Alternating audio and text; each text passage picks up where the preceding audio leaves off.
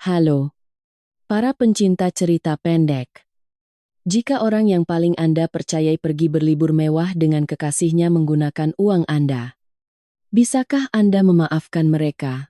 Kisah yang akan saya ceritakan hari ini adalah tentang pembalasan dendam yang menyakitkan dari seorang wanita setelah memberikan hadiah neraka yang tak terbayangkan kepada suaminya dan selingkuhannya. Ketika kunci pintu depan diputar, jari jemari saya yang memegang cangkir kopi sama sekali tidak gemetar. Saya hanya menunggu dalam diam. Menunggu saat di mana suami saya, Bima Aditya, dan kekasih muda dalam dekapannya akan jatuh dari surga. Manis mereka ke neraka yang paling kejam. Peristiwa itu baru saja terjadi 3 hari yang lalu. Saya telah menyaksikannya dengan mata kepala sendiri. Mereka berdua berpelukan mesra saat menaiki pesawat menuju Santorini, Yunani. Di media sosial, mereka dengan bangga mengunggah foto yang begitu mengharukan hingga membuat orang bergidik. Lengkap dengan keterangan sisa hidupku sepenuhnya milikmu. Saya, nyonya rumah ini dan istri sah Bima Aditya, diperlakukan seolah-olah sudah mati. Dan sekarang, pasangan tak tahu malu itu, baru saja kembali dari bulan madu manis, mereka yang dibiayai dengan uang saya. Mungkin mereka masih melayang-layang karena telah menghambur-hamburkan uang saya seperti membakar jerami. Mereka sama sekali tidak menyadari bahwa saya telah menyiapkan sebuah hadiah yang sangat istimewa untuk mereka. Pintu depan terbuka lebar. Bima Aditya berpakaian rapi dalam setelan desainer edisi terbatas. Rambutnya disisir rapi dengan pomade. Wajahnya memancarkan kepuasan seorang pria kaya yang baru kembali dari liburan. Di sampingnya berdiri Sinta Lestari, mengenakan gaun haute couture yang saya pesan khusus tahun lalu. Gaun yang sangat saya hargai dan simpan untuk sebuah acara penting. Namun kini, gaun itu dengan kurang ajar melekat di tubuh perusa kebahagiaan keluarga. Terlebih lagi, di lehernya tergantung kalung mutiara peninggalan almarhumah ibu saya. Aku pulang. Bima berpura-pura ramah, tetapi sorot matanya menunjukkan keengganan yang jelas. Bulan madu ini sepenuhnya dibiayai olehmu. Iyo, Elara. Berkat dana besar yang kamu suntikan ke kas operasional perusahaan, kita bisa bersenang-senang seperti ini. Bisik Sinta sambil memeluk lengan Bima. Sengaja menempelkan tubuhnya seolah ingin pamer. Matanya menatap saya dengan provokasi yang terang-terangan. Oh, Mbak Elara. Pemandangan di Santorini benar-benar indah. Mas Bima bilang kalau perusahaan untung lagi, dia akan membawaku keliling dunia. Saya bersandar di sofa, menyesap kopi perlahan, lalu tersenyum sinis. Keliling dunia. Ya, kalau begitu, besok sebaiknya kamu mulai pusing mencari uang. Tepat pada saat itu, gerbang utama villa mewah ini terbuka dengan kasar dan Agus, asisten perusahaan, berlari masuk dengan napas tersengal-sengal. Wajahnya pucat pasi. Keringat dingin sebesar biji jagung bercucuran di dahinya. Entah seberapa kuat ia mencengkeram dokumen di tangannya. Napasnya tampak sudah di ujung tanduk. Pak Direktur. Gawat. Benar-benar gawat. Suara Agus bergetar ketakutan. Ia berlari ke hadapan Bima dan nyaris berteriak histeris. Bima mengerutkan kening. Ekspresi santainya langsung lenyap dalam sekejap. Jangan berlebihan. Memangnya langit runtuh? Kamu tidak lihat aku dan Sinta baru saja pulang. Apapun itu, bahas besok saja. Bukan begitu? Pak.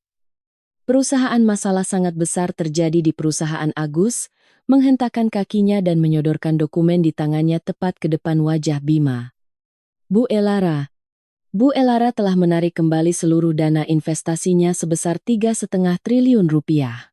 Sekarang bank berbondong-bondong menagih pelunasan pinjaman, dan semua perusahaan mitra telah menarik investasi mereka. Pemasok barang memblokir kantor kita menuntut pembayaran. Dan perusahaan kita benar-benar sudah bangkrut. Apa katamu? Mata Bima membelalak seolah mau melompat keluar. Ia merebut dokumen itu dengan kasar dan memeriksa isinya dengan jari gemetar. Wajahnya berubah dari terkejut menjadi syok, lalu menjadi ekspresi tak percaya, dan akhirnya memucat seputih kertas. Ia mengangkat kepalanya dengan kasar dan menatap saya. Bahkan nada suaranya berubah drastis. Elara, apa maksud semua ini? Apa yang dikatakan Agus itu benar? Kamu menarik dana 3,5 triliun. Senyum puas dari wajah Sinta juga lenyap tak tersisa. Tanpa sadar, ia melepaskan lengan Bima dan bertanya dengan tatapan ketakutan. Mas Bima, ini bohong. Kan kenapa Mbak Elara tiba-tiba menarik dana investasi? Pasti ada salah paham. Kan, saya meletakkan cangkir kopi, bangkit dari kursi, dan berjalan mendekati mereka. Menatap dingin sepasang pria dan wanita yang sedang panik itu. Saya berbicara dengan suara setenang permukaan danau yang damai. Salah paham. Bima Aditya. Menurutmu salah paham macam apa di dunia ini yang bisa membuatku terus menginvestasikan uang 3,5 triliun rupiah kepada pria yang mengkhianatiku dan asyik bersenang-senang dengan selingkuhannya? Bicara omong kosong apa kamu aku? Dan Sinta hanya rekan kerja biasa di kantor. Perjalanan ke Santorini kali ini adalah workshop perusahaan. Jangan asal percaya omongan orang. Bima berusaha mencari alasan dengan wajah yang memerah lalu memucat, rekan kerja biasa. Saya tertawa mengejek sambil mengeluarkan ponsel dari saku dan memutar sebuah video. Lalu saya menyodorkannya ke depan wajah mereka berdua. Lalu bagaimana kamu menjelaskan ini? Dalam video itu, di sebuah kamar hotel di Santorini, Bima sedang memeluk Sinta sambil memanggilnya sayang. Ia berbisik bahwa ia akan menceraikanku dan menikahinya. Apakah ini juga bagian dari workshop?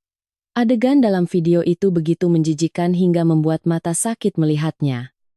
Ekspresi kasih sayang Bima dan Sinta yang membuat mual serta percakapan kotor yang mereka lakukan terekam dengan jelas. Setiap kata dari rekaman itu bagaikan jarum tajam yang menusuk jantung Bima. Wajah Bima dalam sekejap berubah menjadi sewarna tanah. Ia mengulurkan tangan mencoba merebut ponsel saya. Kamu menyewa detektif untuk menguntitku, Elara. Kamu benar-benar keterlaluan. Ini sudah kelewatan. Saya menepis tangannya dengan mudah lalu menatapnya dengan pandangan sedingin es. Dibandingkan denganmu yang berselingkuh saat masih dalam ikatan pernikahan. Membelikan tas branded, mobil, bahkan memberangkatkan selingkuhanmu berbulan madu, pakai uangku. Apakah tindakanku ini bisa disebut kelewatan, Bima? Sepertinya kamu lupa. Modal awal untuk mendirikan perusahaanmu itu dariku. Setelah itu pun, dana operasional terus-menerus aku yang suntikkan. Aku hanya meminta uangku kembali. Itu wajar. Bukan? Sinta Lestari melangkah mundur dengan wajah pucat ketakutan. Ia berbicara dengan terbata-bata. Mbak Elara, aku dan Mas Bima benar-benar saling mencintai. Tolong beri kami satu kesempatan saja. Ya, kalau perusahaan bangkrut, kami akan kesulitan. Mas Bima benar-benar mencintaiku. Saya menoleh dan menatap Sinta. Mataku penuh dengan rasa jijik. Sinta, anak baru lulus kuliah yang bahkan tidak mau mencari pekerjaan dengan benar. Mengincar suami orang. Menghabiskan uang orang lain. Tinggal di rumah orang lain. Dan berani memakai baju orang lain. Berani-beraninya kata, cinta tulus keluar dari mulutmu. Dengar baik-baik. Mulai detik ini, semua yang ada di sini, termasuk villa ini dan segalanya adalah harta pribadiku. Kalian berdua. Enyah dari rumahku sekarang juga. Wajah Agus yang berdiri di samping mereka semakin menegang. Ia berbicara dengan hati-hati. Pak Direktur, saat ini tidak ada satu sen pun yang tersisa di rekening perusahaan. Proyek yang terhenti karena dana dicabut ada lebih dari 10. Dan perusahaan mitra mengajukan tuntutan penalti. Total nominalnya mencapai ratusan miliar rupiah. Ratusan miliar? Seluruh tenaga Bima seolah terkuras habis. Kakinya gemetar dan ia nyaris jatuh terduduk di lantai. Ia berpegangan pada rak sepatu di sebelahnya dan menatapku dengan mata kosong. Elara, kamu gila. Kalaupun kamu menarik investasi, itu masih bisa kupahami. Tapi kenapa harus sampai sejauh ini? Perusahaan itu juga dibangun dengan darah dan keringatku. Darah dan keringatmu. Saya tertawa mendengus. Bima, kalau ayahku tidak merasa kasihan pada latar belakang keluargamu dan tidak memberikan investasi padamu dulu, kamu sekarang mungkin masih jadi kuli angkut batu bata di proyek bangunan. Jangan pernah bermimpi bahwa kesuksesanmu selama ini adalah hasil jerih payahmu sendiri. Kalau bukan karena keluarga Prameswari, kamu bukan siapa-siapa. Karena kamu mengkhianatiku. Jangan harap ada belas kasihan masa lalu. Aku tidak hanya akan menarik dana investasiku. Aku akan membuatmu membayar harga yang begitu mengerikan atas semua perbuatanmu sampai kamu menyesal hingga ke sumsum tulangmu. Sinta Lestari mulai gemetar ketakutan. Matanya bergerak panik menatap sosok Bima yang kehilangan jiwanya dan tatapanku yang sedingin es. Mungkin dia selama ini mengira Bima adalah seorang direktur kaya raya dan kompeten. Dia pasti percaya bahwa jika dia bisa mendapatkan pria itu, nasibnya akan berbalik dan dia bisa hidup mewah. Namun, tak disangka seluruh perusahaan Bima hanya bisa bertahan berkat uang Elara Prameswari. Sekarang dengan Elara memotong aliran dana, dan perusahaannya bangkrut. Mimpi manisnya pun hancur berkeping-keping. Mas Bima, sekarang kita harus bagaimana? Sinta mencengkeram lengan Bima dan hampir menangis.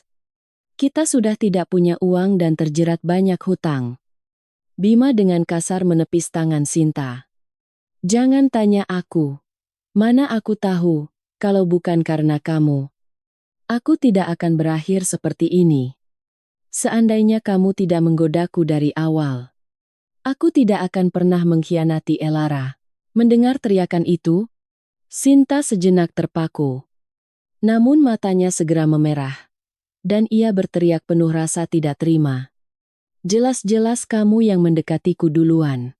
Sekarang setelah ada masalah, kamu menyalahkanku. Bima, kamu benar-benar laki-laki tidak bertanggung jawab. Melihat anjing-anjing itu saling menggigit satu sama lain membuat dadaku terasa lega. Namun, ini baru permulaan. Bima, Sinta, dan ibu mertuaku yang selalu meremehkanku. Utang yang kalian buat kepadaku akan kutagih semuanya. Lengkap dengan bunga dan pokoknya. Hentikan. Saya menyela pertengkaran mereka dengan dingin. Ini bukan tempat untuk kalian. Keluar sekarang juga atau aku akan panggil satpam.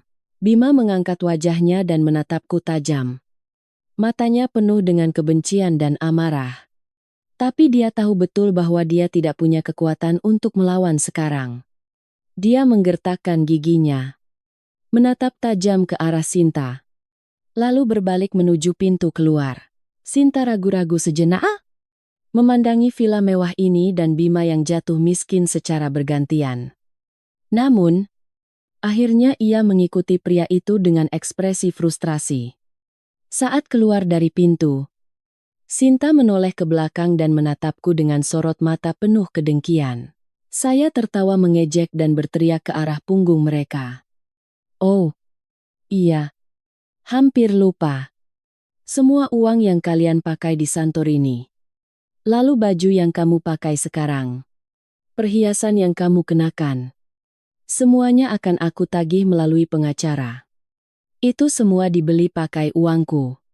Jadi, kalian tidak berhak membawanya. Mendengar kata-kata itu, langkah Bima sejenak terhenti. Tubuhnya limbung.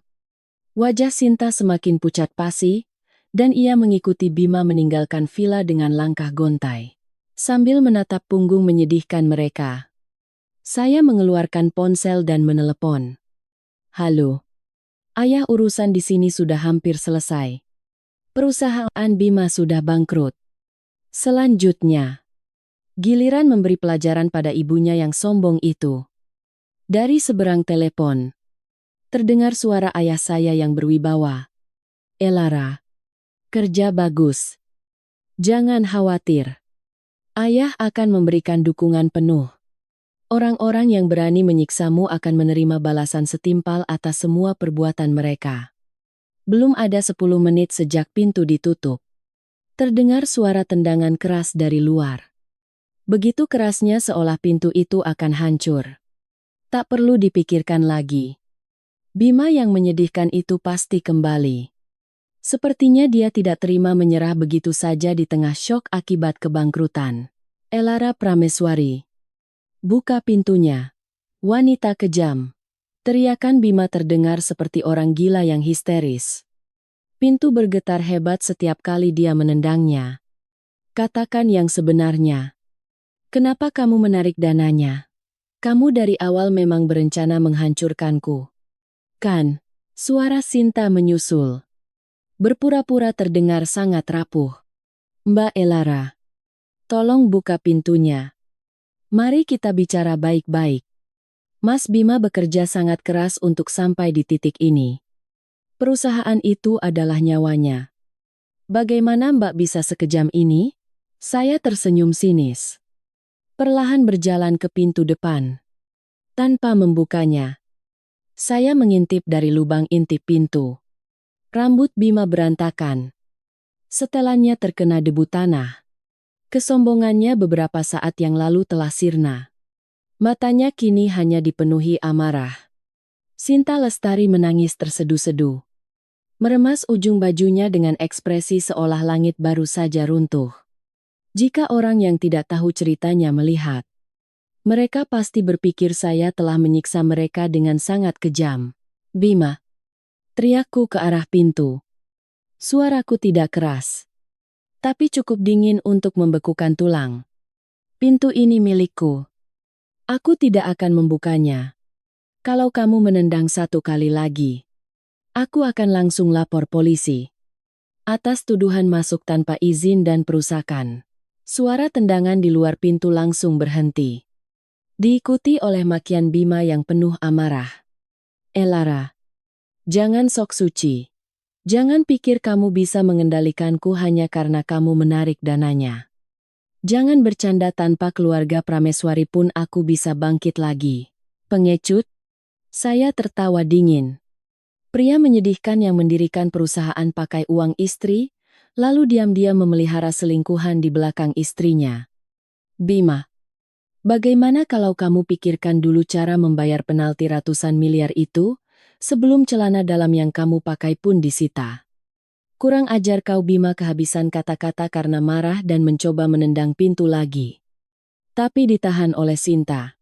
Sinta berbicara ke arah pintu dengan suara lembut. Mbak Elara, aku tahu Mbak marah. Ini semua salahku. Seharusnya aku tidak bertemu dengan Mas Bima. Salahkan aku saja. Jangan siksa Mas Bima. Kalau perusahaan hancur, hidup Mas Bima benar-benar berakhir. Oh, saya mengangkat alis. Sengaja mengujinya. Jadi, semua perselingkuhan kalian berdua, ini murni salahmu. Kalau begitu, berlututlah sekarang juga dan minta maaf. Dan bersumpah kamu akan menghilang dari sisi Bima selamanya. Kalau kamu melakukannya, aku akan mempertimbangkan untuk memberi kalian jalan keluar. Ekspresi Sinta langsung membeku. Kerapuhan yang tadi ia tunjukkan sirna, digantikan oleh kilatan kelicikan. Tapi ia segera menyembunyikan emosinya dan berkata dengan suara serak. Mbak Elara, aku minta maaf. Aku salah. Tapi aku dan Mas Bima benar-benar saling mencintai. Jadi kami tidak bisa berpisah. Cinta yang tulus ya. Saya merasa tidak perlu lagi meladeni sandiwara ini. Saya mengambil ponsel dan memutar rekaman yang sudah saya persiapkan sebelumnya. Kalau begitu, coba dengarkan apakah ini yang kalian sebut cinta tulus. Dari rekaman suara itu terdengar tawa manja Sinta. Mas Bima, kapan kamu mau ceraikan tante-tante itu? Duduk di kursi istri direktur dan pegang uang sebanyak itu. Kan sayang banget. Begitu keuangan perusahaan stabil, kamu harus cepat-cepat cerai. Dengan begitu, aku bisa menikah secara sah denganmu dan kita bisa pakai uang wanita itu sama-sama. Lalu disusul suara Bima. Sabar sedikit. Sayang, pulang dari bulan madu ini. Aku akan langsung minta cerai. Wanita itu tergila-gila padaku. Dia pasti setuju. Kalau saat itu tiba, semua uang perusahaan jadi milik kita. Aku akan belikan kamu cincin berlian paling besar di dunia dan rumah paling mewah. Aku akan buat kamu hidup bergelimang harta seumur hidup. Kamu juga bilang akan mengusir orang tua Elara. Kan orang tua bangka itu cuma jadi penghalang menahan harta keluarga Prameswari. Suara Sinta terdengar penuh kelicikan. Tenang saja. Begitu aku menguasai sumber daya keluarga Prameswari sepenuhnya, orang-orang tua itu bisa kukendalikan semauku. Balas Bima, setelah rekaman itu berakhir. Di luar pintu sunyi senyap seperti kuburan. Saya bisa membayangkan betapa pucat dan ketakutannya dua lintah darat itu sekarang. Setelah beberapa saat, Bima berteriak, "Elara, beraninya kamu merekam kami. Kamu benar-benar licik." Licik? Saya tersenyum sinis. Dibandingkan kalian berdua yang menipuku di belakang dan berencana menipu orang tuaku juga, caraku ini masih sangat sopan. Bima, Sinta, apa kalian pikir aku ini? Wanita bodoh yang benar-benar bisa kalian tipu. Aku sudah tahu semua perbuatan menjijikkan kalian dari awal. Aku hanya menunggu waktu yang tepat untuk mendorong kalian jatuh ke dasar jurang dalam sekali pukulan. Jeklek.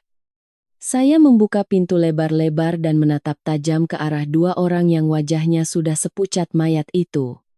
Wajah Bima memerah menghindari tatapanku. Sementara Sinta pucat pasi, mengepalkan tangannya, dan tubuhnya gemetar. Mbak Elara. Itu salah paham. Rekaman itu pasti diedit dengan niat jahat. Maksud kami tidak seperti itu. Sinta mencoba berkilah hingga akhir. Bukan seperti itu maksudnya. Saya melangkah maju, menatapnya dengan mata sedingin pisau. Lalu coba jawab. Kalung mutiara yang ada di lehermu itu, peninggalan ibuku. Bagaimana bisa kamu memakainya dengan tidak tahu malu? Dan gaun yang kamu pakai. Aku menghabiskan 150 juta rupiah untuk memesannya. Bagaimana kamu bisa mendapatkannya? Pasti Bima yang diam-diam mengambilnya? Kan kalian memakai uangku, memakai bajuku, memakai perhiasanku, tapi malah merencanakan cara mengusirku. Di mana hati nurani kalian? Sinta terdesak oleh auraku. Melangkah mundur perlahan sambil meneteskan air mata, tanpa bisa mengucapkan sepatah kata pun. Melihat itu, Bima maju menutupi Sinta dan memelototiku. Elara, hentikan, haunya, gara-gara kalung dan sehelai baju. Apa yang kamu bicarakan? Aku tinggal menggantinya. Kan? Tidak perlu menyudutkan orang sampai seperti ini. Menggantinya. Saya tertawa seolah baru saja mendengar lelucon paling lucu di dunia. Bima, sekarang untuk mengurus dirimu sendiri saja, kamu sudah kepayahan. Pakai uang apa kamu mau menggantinya? Kamu tahu berapa harga kalung mutiara ini? 2,5 miliar rupiah. Tahu berapa biaya perawatan gaun ini tiap tahun? 50 juta rupiah. Pakai apa kamu mau menggantinya? Perusahaan yang sudah bangkrut. Atau dengan cinta tulus murahan kalian itu? Wajah Bima berubah putih lalu biru. Ia hanya bisa menggetarkan bibirnya tanpa bisa membalas. Ia baru menyadari pada detik itu juga fakta bahwa tanpa dukungan danaku, dia bukan siapa-siapa. Dia bahkan tidak punya uang untuk mengganti satu perhiasan pun. Melihat sosok menyedihkan Bima, Sinta tak bisa menyembunyikan kekecewaannya. Ia menarik lengan Bima dan berkata dengan suara pelan. Mas Bima, ayo pergi dulu. Percuma berdebat di sini. Pergi kemana? Saya menghalangi jalan mereka dan berkata dingin. Kalau mau pergi, tinggalkan semua milikku. Kalung, gaun, dan uang yang kalian hambur-hamburkan di Santorini. Aku tidak akan melepaskan 1 sen pun. Elara, bukankah kamu terlalu berlebihan? Bima mencoba mendorongku dengan panik. Itu semua aku yang belikan untuk Sinta. Tidak ada hubungannya denganmu. Saya menepis tangannya, menatapnya dingin, lalu mengeluarkan setumpuk dokumen dari saku dan melemparkannya ke wajahnya. Tidak ada hubungannya denganku. Bima, lihat baik-baik. Ini laporan keuangan perusahaanmu. Semua biaya untuk membelikan Sinta mobil, perhiasan, sampai perjalanan ke Santorini. Semuanya ditarik dari rekening perusahaan. Dan uang perusahaan itu adalah uang investasiku. Artinya, kamu membiayai selingkuhanmu pakai uangku. Masih berani bilang tidak ada hubungannya denganku. Bima memungut dokumen itu dan membacanya dengan cepat. Wajahnya semakin kaku dan akhirnya ia jatuh terduduk di lantai. Bergumam dengan mata kosong. Tidak. Tidak mungkin. Pembukuannya sudah kusembunyikan dengan sempurna. Bagaimana kamu bisa? Kalau tidak mau orang lain tahu, jangan pernah melakukannya dari awal. Saya menatapnya merendahkan. Dengan suara membeku bagai es. Bima, kamu pikir bisa menipuku dengan trik murahan itu? Aku sudah menyewa detektif sejak lama. Semua gerak-gerikmu, semuanya ada di telapak tanganku. Sinta menyadari bahwa situasi ini sudah tak bisa diselamatkan lagi. Ia pun tak lagi berpura-pura rapuh. Ia berbalik memaki Bima. Bima, pria tidak berguna, katanya. Kamu bisa membereskan semuanya. Sekarang bagaimana kita tidak punya uang dan malah ditumpuki hutang? Sial banget aku. Hidupku hancur diam, kau Bima pun meledak. Kalau kamu tidak menggodaku, apa aku bakal jadi seperti ini? Sekarang kamu mau menyalahkanku. Melihat keduanya kembali saling menggigit. Rasanya begitu melegakan. Tepat pada saat itu, ponselku berdereng. Dari ibu mertuaku. Wati. Saya mengangkat alis dan menjawab panggilan itu. Elara. Dasar wanita jahat. Apa yang sudah kamu lakukan pada anakku? Suara Wati terdengar bising dan menusuk telinga. Layaknya pedagang di pasar. Anakku baru saja menelepon. Katanya, perusahaannya bangkrut dan terjerat utang ratusan miliar. Ini pasti ulahmu. Kan kembalikan uangnya sekarang juga. Kalau tidak, aku tidak akan melepaskanmu. Saya tertawa kecil dan menjawab telepon itu. Ibu, saat anak Anda selingkuh dan memelihara pelakor pakai uang saya, Anda pura-pura tidak tahu.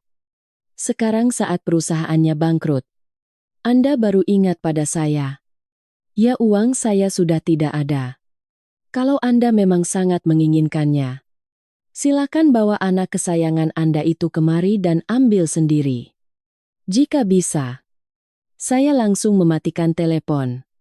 Lalu saya menatap Bima dan Sinta yang masih bertengkar dan tersenyum sinis. Kalian berdua silakan lanjutkan pertengkarannya. Saya permisi dulu. Saya membalikkan badan. Hendak masuk ke dalam rumah.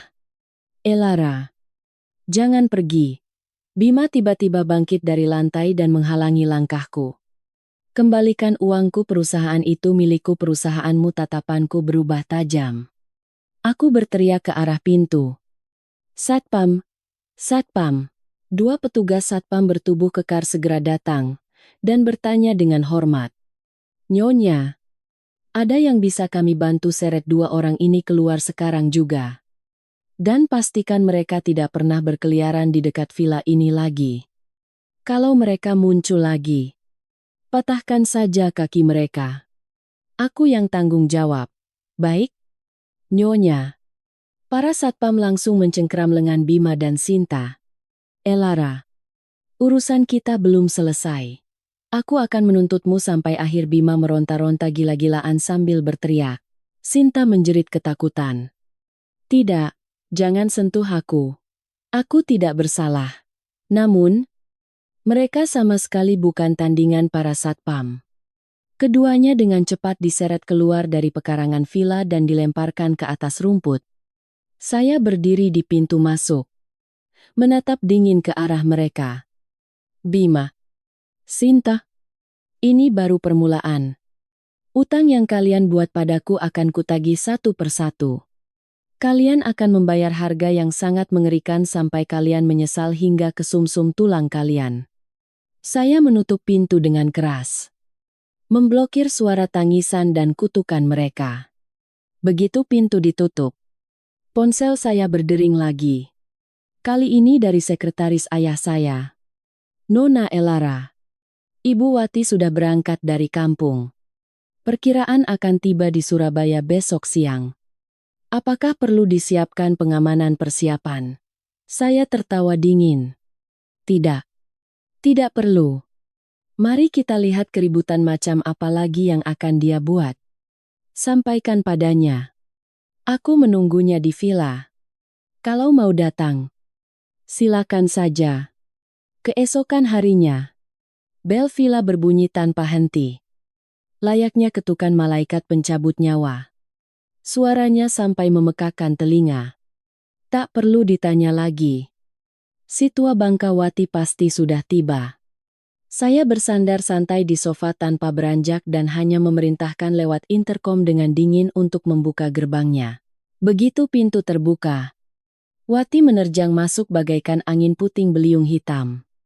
Rambut keritingnya berantakan, mengenakan daster motif bunga-bunga. Di tangannya ada bungkusan kain yang langsung ia banting ke lantai. Begitu masuk, terdengar bunyi bruk dan apel serta jeruk yang sudah layu dari dalam bungkusan itu menggelinding ke segala arah. Elara! Dasar menantu durhaka, teriakan Wati seolah bisa meruntuhkan langit-langit rumah. Ia melangkah maju hingga ke depan wajahku. Menunjuk-nunjuk sambil melompat-lompat marah. Apa yang sudah anakku lakukan padamu? Sampai-sampai engkau tega menghancurkan perusahaannya dalam sehari dan membuatnya menanggung utang ratusan miliar. Apa kau berniat memutus garis keturunan keluarga Aditya? Sambil memaki, ia mencoba menerkamku. Ia terlihat seperti ingin mencabik-cabikku. Para satpam dengan sigap menahannya. Namun ia meronta sambil meludah. Lepaskan. Biar ku beri pelajaran wanita berdarah dingin ini. Kalau sampai terjadi apa-apa pada anakku, aku akan mengajakmu mati bersama. Saya perlahan menyesap teh saya dan menatapnya. Tatapan mataku sedingin es. Ibu. Sebelum berteriak-teriak, apakah Anda benar-benar tidak tahu apa yang sudah dilakukan putra Anda? Memangnya anakku melakukan apa? Wati berteriak dengan urat leher menonjol. Penuh percaya diri.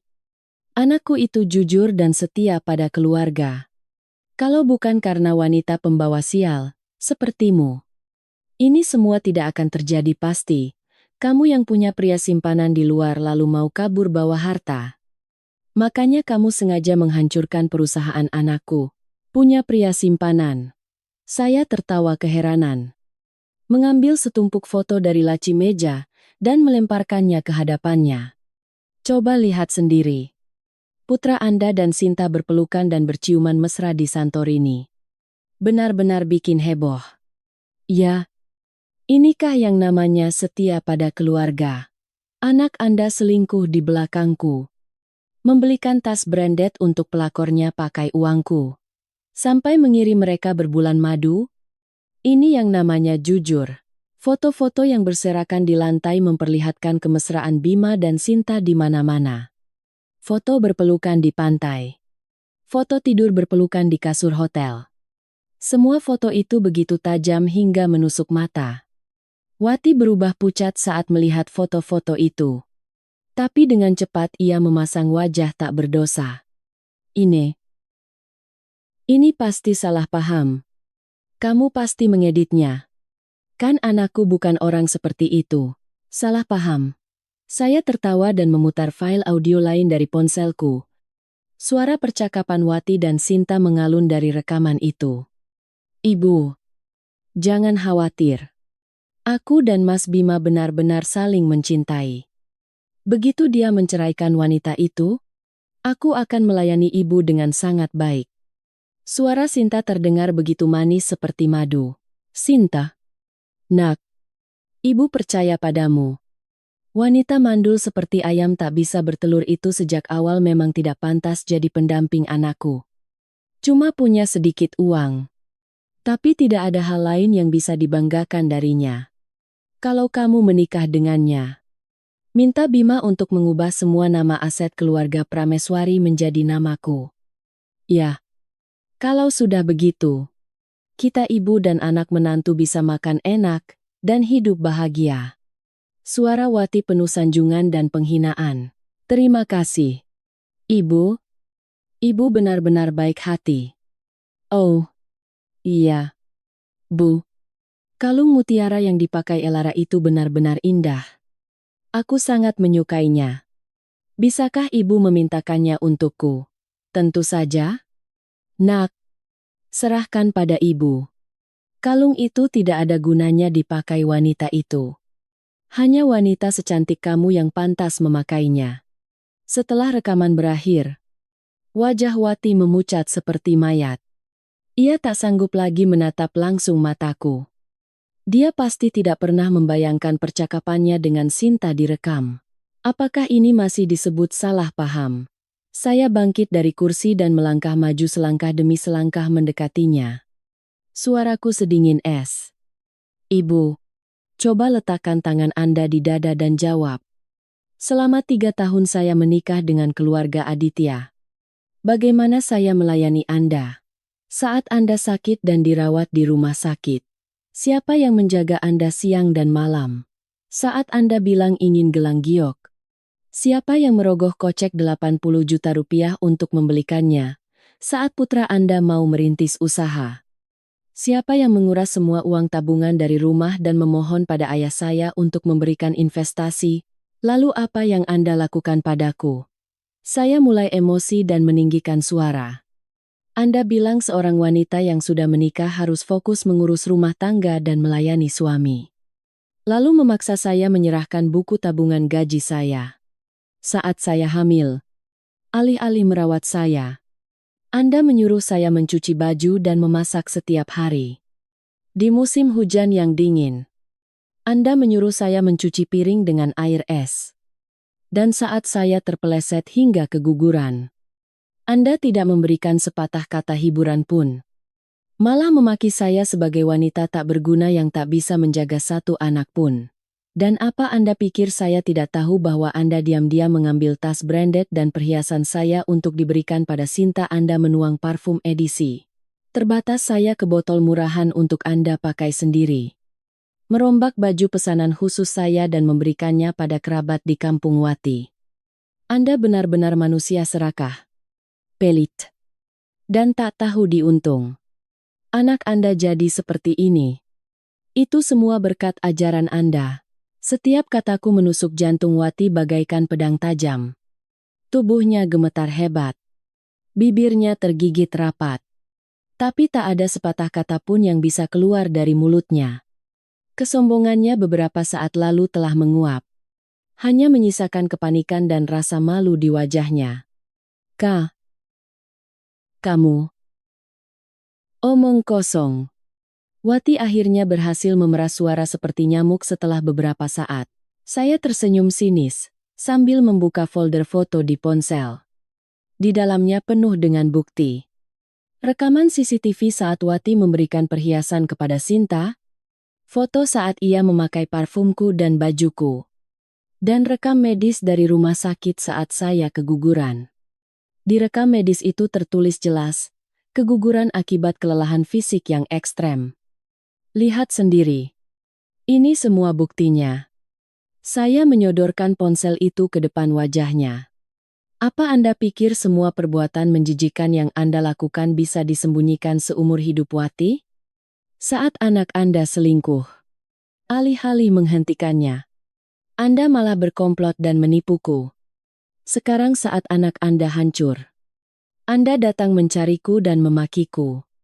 Coba tanya pada anak Anda. Beranikah dia berdiri tegak di depanku? Beranikah dia bersikap sok benar di depan kebaikan yang telah diberikan keluarga Prameswari? Melihat bukti-bukti di ponsel itu, wajah Wati berangsur-angsur menjadi sewarna tanah. Pada akhirnya, kedua kakinya lemas.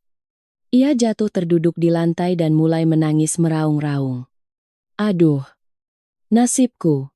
Punya menantu pendendam yang menghancurkan hidup anakku dan memporak-porandakan keluarga kami. Pasti akan ada azab dari langit untukmu. Wati memukul-mukul lantai. Menangis berguling-guling seperti anak kecil yang sedang tantrum. Para satpam di sekitar memandang dengan heran. Bingung harus berbuat apa. Sudah puas menangisnya. Saya menatapnya dengan dingin. Ibu, menangis pun tidak akan menyelesaikan apa-apa. Anak Anda jadi seperti ini murni karena karma. Dia yang mengkhianati dan menipuku. Wajar jika dia harus membayar harganya. Dan apa yang Anda lakukan padaku di masa lalu akan kukembalikan satu persatu. Anda harus merasakan sendiri bagaimana rasanya diabaikan dan ditipu orang lain. Wati berhenti menangis dan menatapku dengan mata penuh dendam. Lara, jangan sombong dulu. Kau pikir anakku akan diam saja, keluarga Aditya?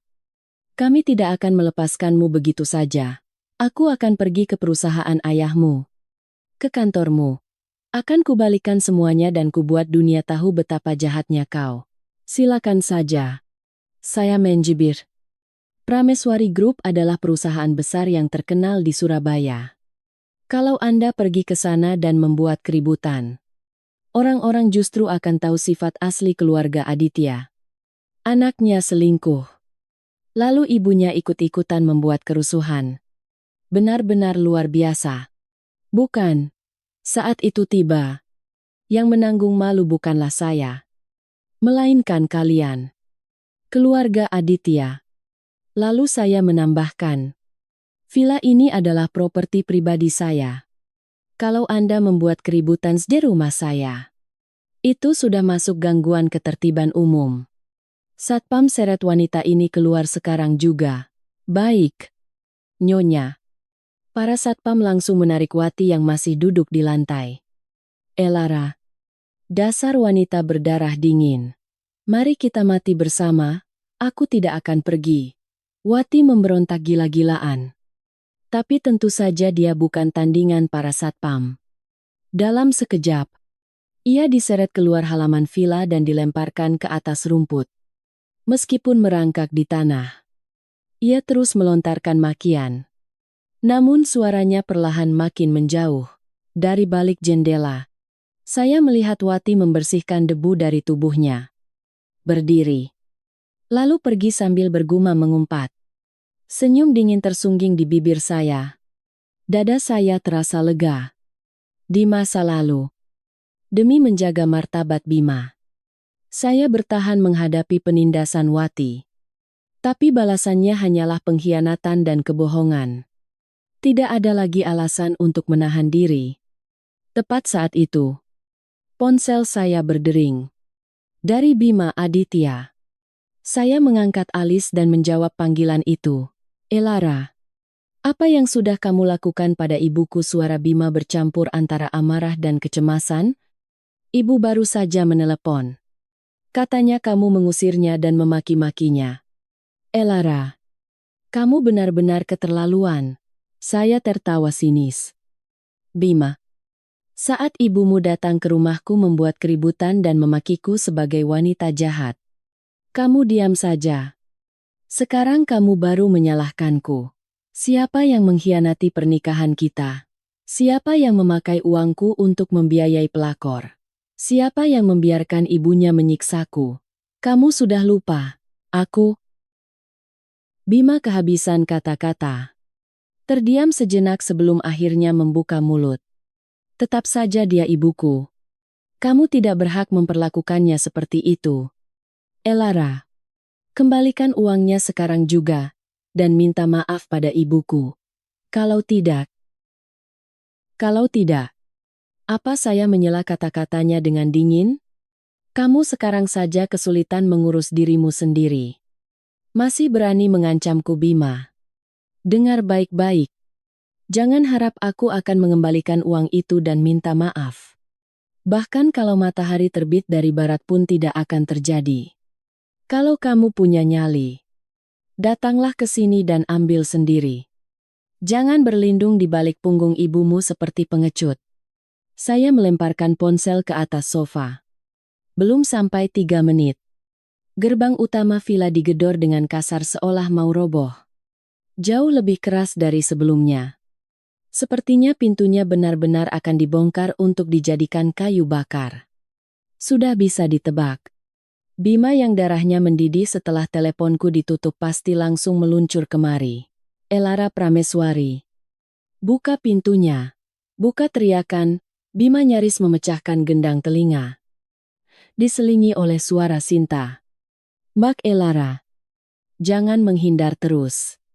Mari kita bicara. Masalah harta Gonogini harus diperjelas. Saya berjalan perlahan ke pintu masuk dan mengintip keluar. Bima tampak berantakan. Jasnya tak terkancing dan matanya merah menyala. Sinta berdiri di sampingnya. Wajahnya masih memerah bekas air mata. Namun matanya dengan rakus mengamati barang-barang mewah di dalam rumahku. Harta Gonogini. Saya berteriak sambil tertawa dingin dari balik pintu. Bima, hak apa yang kamu punya untuk bicara soal harta denganku? Apa kamu lupa kalau kamu masuk ke keluarga Prameswari sebagai menantu numpang hidup?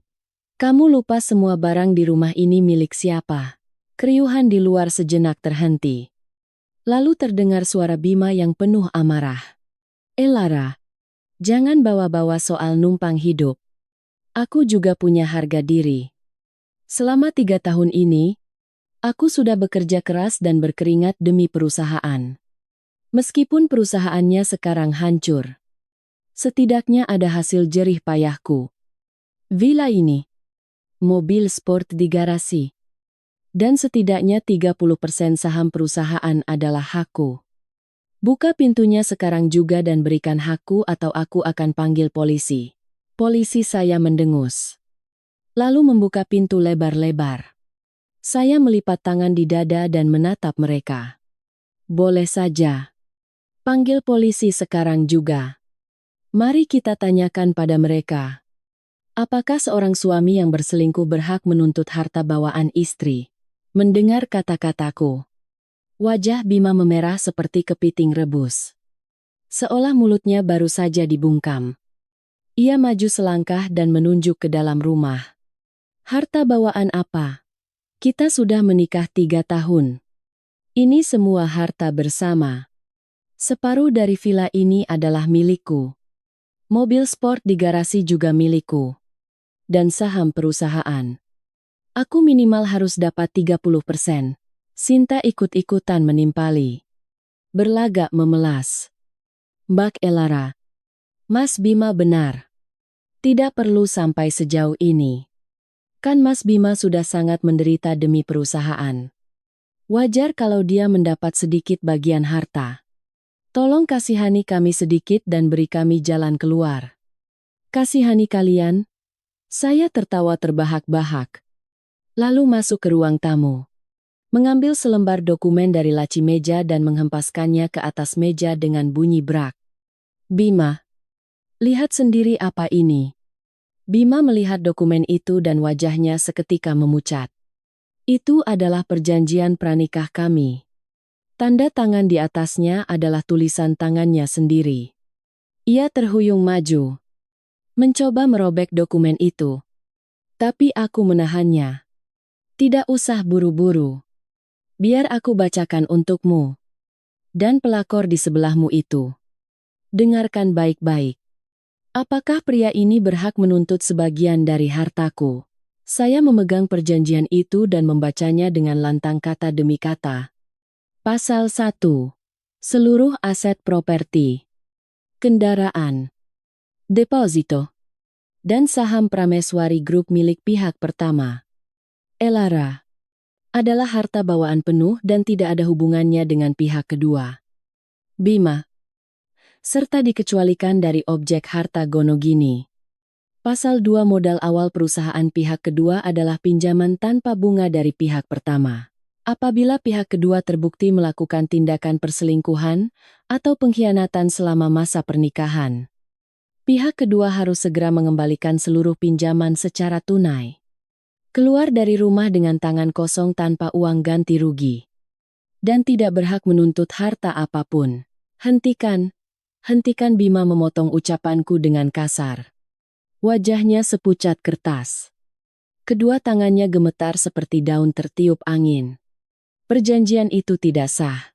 Saat itu kamu memaksaku untuk menandatanganinya. Aku tidak mengakuinya. Memaksamu. Saya mengangkat alis. Lalu memutar sebuah video di ponsel. Coba lihat sendiri. Apakah ini terlihat seperti terpaksa? Dalam video itu, Bima tersenyum lebar saat menandatangani perjanjian pranikah. Bahkan ia menghadap kamera dan berkata, "Saya, Bima Aditya, menandatangani perjanjian pranikah ini atas kehendak saya sendiri. Saya bersumpah tidak ada unsur paksaan. Dan saya berjanji akan menghargai Elara Prameswari. Setia dalam pernikahan. Dan tidak akan pernah mengkhianatinya." Video yang jernih dan suara yang sangat jelas. Wajah Bima yang berpura-pura tulus tergambar jelas di layar. Wajah Sinta yang berdiri di sebelahnya ikut membeku. Dia pasti tidak pernah membayangkan Bima menandatangani perjanjian semacam itu. Maksud dari kata-kataku barusan adalah, Bima tidak akan bisa mendapatkan uang sepeser pun. Bima, ada yang mau dikatakan lagi? Saya menghentikan video dan melempar perjanjian itu ke depannya. Kamu selingkuh dan kamu pakai uang pinjamanku untuk menghidupi selingkuhanmu. Kamu dengan jelas melanggar pasal 2 perjanjian. Kamu tidak hanya akan diusir dengan tangan kosong, tapi modal awal 3,5 triliun rupiah yang kamu pinjam harus kamu kembalikan seluruhnya beserta bunganya. 3,5 triliun. Beserta bunganya. Seluruh tenaga Bima seolah menguap. Ia jatuh terduduk di sofa dengan mata kosong. Perusahaanku hancur dan aku harus bayar penalti ratusan miliar. Dari mana aku punya uang untuk membayarnya, Elara? Kumohon. Jangan seperti ini. Kita kan pernah jadi suami istri. Tolong lepaskan aku sekali ini saja. Lepaskanmu. Saya teringat bayangan saat ia bersenang-senang dengan Sinta. Saat ia menghambur-hamburkan uangku. Dan saat aku kehilangan anakku. Rasa jijik dan benci meluap dari dalam hatiku. Bima, saat kamu mengkhianatiku, kamu tidak berpikir untuk melepaskanku. Saat kamu membelikan cincin berlian 30 miliar untuk Sinta pakai uangku. Saat kamu ke Santorini untuk bersenang-senang. Kamu sama sekali tidak memikirkanku. Saat ibumu menindasku hingga aku keguguran. Kamu juga tidak peduli pada ikatan pernikahan kita. Sekarang saat kamu hancur dan jatuh miskin, baru kamu membawa-bawa ikatan suami istri. Sudah terlambat. Saya menatapnya ke bawah. Suaraku sedingin es. Uang tres. 5 triliun itu harus dikembalikan. Kalau kamu tidak punya uang sekarang, aku akan menyuruh pengacara mengajukan gugatan. Semua aset atas namamu akan dibekukan. Dan baju yang kamu pakai, jam tangan yang kamu kenakan, semuanya dibeli pakai uangku. Jadi akan kutarik kembali tanpa sisa. Mendengar kata-kata itu, Sinta tanpa sadar melangkah mundur dan memeluk erat tas brandednya. Tas itu dibelikan oleh Bima pakai uang perusahaan. Harganya puluhan juta. Baru pada detik ini ia menyadari ia tidak hanya tidak mendapatkan keuntungan apa-apa, tapi semua yang sudah diterimanya harus dimuntahkan kembali. Mbak Elara. Mbak terlalu kejam. Sinta menggertakkan gigi dan berteriak. Mas Bima benar-benar mencintai Mbak. Kenapa Mbak bisa melakukan ini? Meskipun dia selingkuh. Itu kan cuma hilaf sesaat. Tidak bisakah Mbak memaafkannya sekali saja? Cinta yang tulus. Saya tertawa meremehkan. Sinta, coba lihat pria itu sekarang. Dia tidak mencintaiku. Dia mencintai uang keluarga Prameswari. Kalau aku bukan ahli waris Prameswari Group, apa menurutmu dia mau menikah denganku? Apa menurutmu dia mau berpura-pura mencintaiku selama ini? Lalu saya menoleh menatap Sinta sambil mencibir. Dan kamu? Kuruma, kamu pasti mengira akan hidup enak kalau ikut dia. Kan? Sekarang dia itu pria miskin yang terjerat utang dan tidak bisa menyelamatkan dirinya sendiri. Apa yang bisa dia berikan padamu? Kamu itu cuma sampah bekas yang dimanfaatkan lalu dibuang. Wajah Sinta pucat pasi lalu membiru. Ia tidak bisa berkata apa-apa. Ia menatap Bima. Berharap pria itu akan membelanya. Tapi Bima terlalu sibuk meratapi nasibnya sendiri hingga tak punya waktu memedulikan Sinta. Elara. Kumohon. Aku salah. Bima tiba-tiba merangkak dari sofa. Bersujud di depanku. Ia memeluk kakiku dan menangis tersedu-sedu. Aku benar-benar salah. Seharusnya aku tidak mengkhianatimu. Seharusnya aku tidak pakai uangmu untuk pelacur itu. Tolong beri aku satu kesempatan lagi. Aku akan putus bersih dengan Sinta dan akan mengabdi sepenuhnya padamu. Aku akan bekerja keras untuk perusahaan, dan aku akan lunasi semua utang-utangku. Bersujud dan memohon seperti ini di hadapanku. Melihat sosoknya, alih-alih simpati, saya hanya merasa jijik. Saya menepis tangannya dengan kuat. Mundur selangkah. Dan menepuk celana saya seolah membersihkan kotoran. Bima, jangan lakukan tindakan menjijikkan ini. Saat kamu memutuskan untuk mengkhianatiku, kamu seharusnya sudah memprediksi akhir seperti ini. Memaafkanmu. Sampai aku mati pun tidak akan terjadi. Lalu saya menambahkan. Aku sudah menyiapkan surat cerai lewat pengacara. Tanda tangani. Dan kamu boleh enyah dari sini. Kalau kamu menolak, aku akan segera mengajukan gugatan ke pengadilan. Saat itu terjadi, kamu tidak hanya diusir dengan tangan kosong. Tapi seluruh dunia akan tahu betapa menyedihkannya. Kamu sebagai seorang suami, Bima tertelungkup di lantai. Menatap mataku yang dingin. Ia akhirnya sadar bahwa tak ada lagi pintu maaf. Tatapannya berubah dari memohon menjadi putus asa. Dan akhirnya menjadi kebencian. Elara Prameswari. Ingat ini baik-baik. Jangan pikir aku akan berakhir seperti ini. Meskipun aku diusir dengan tangan kosong. Aku akan pastikan kamu juga tidak hidup tenang. Oh, saya mengangkat alis.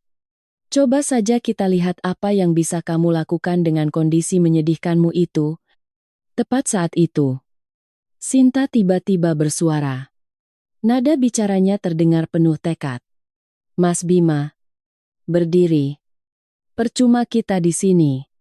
Wanita ini tidak akan memberikan apa-apa pada kita. Mari kita bangkit dengan kekuatan kita sendiri. Ia menarik Bima yang terduduk di lantai dan membawanya menuju pintu keluar. Bima sempat bengong sesaat.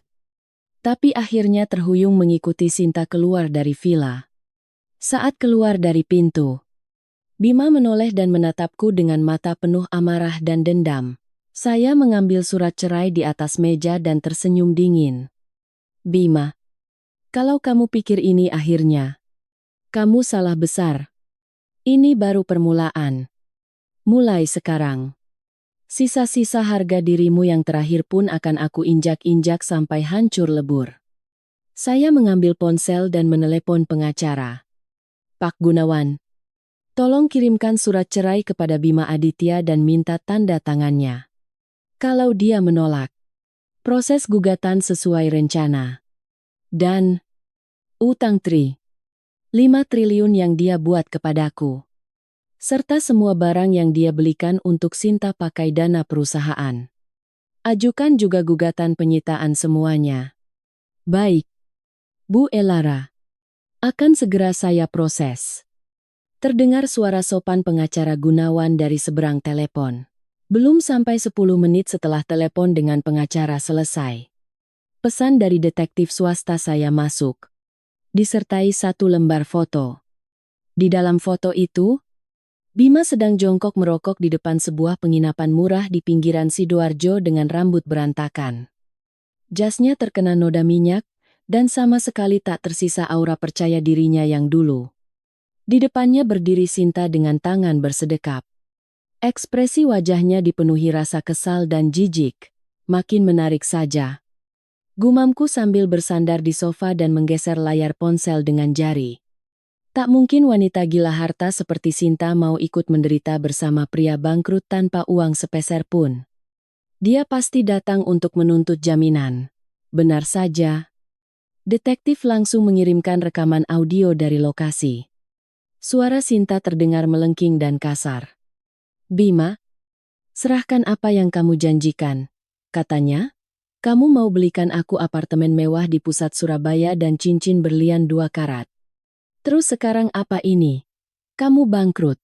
Terus rumah dan cincinku bagaimana?" Suara Bima terdengar kelelahan dan lemas.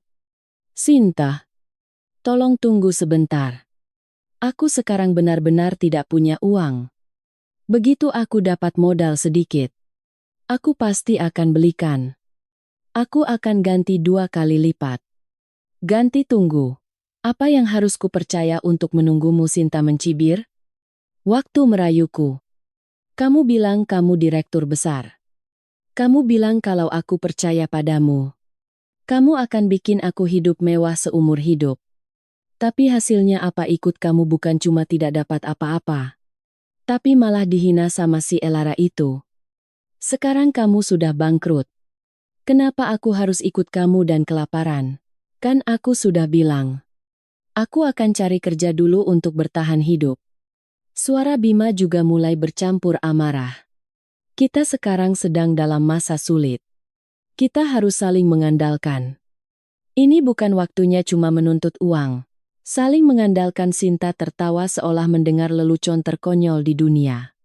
"Bima, jangan bicara omong kosong.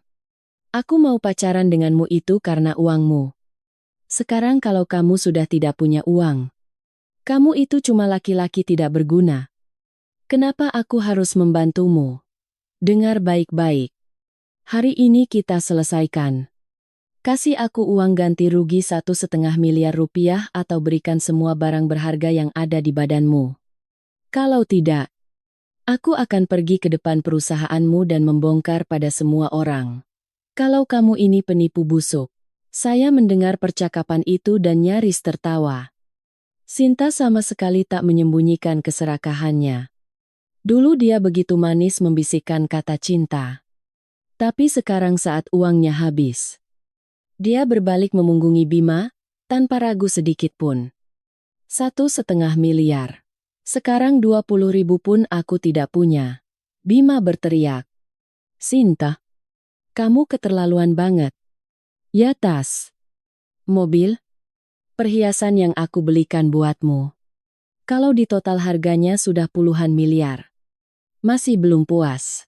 Puluhan miliar?" Sinta mencibir. "Itu semua sudah jadi barang rongsokan. Mobil sport yang kamu belikan itu mobil bekas.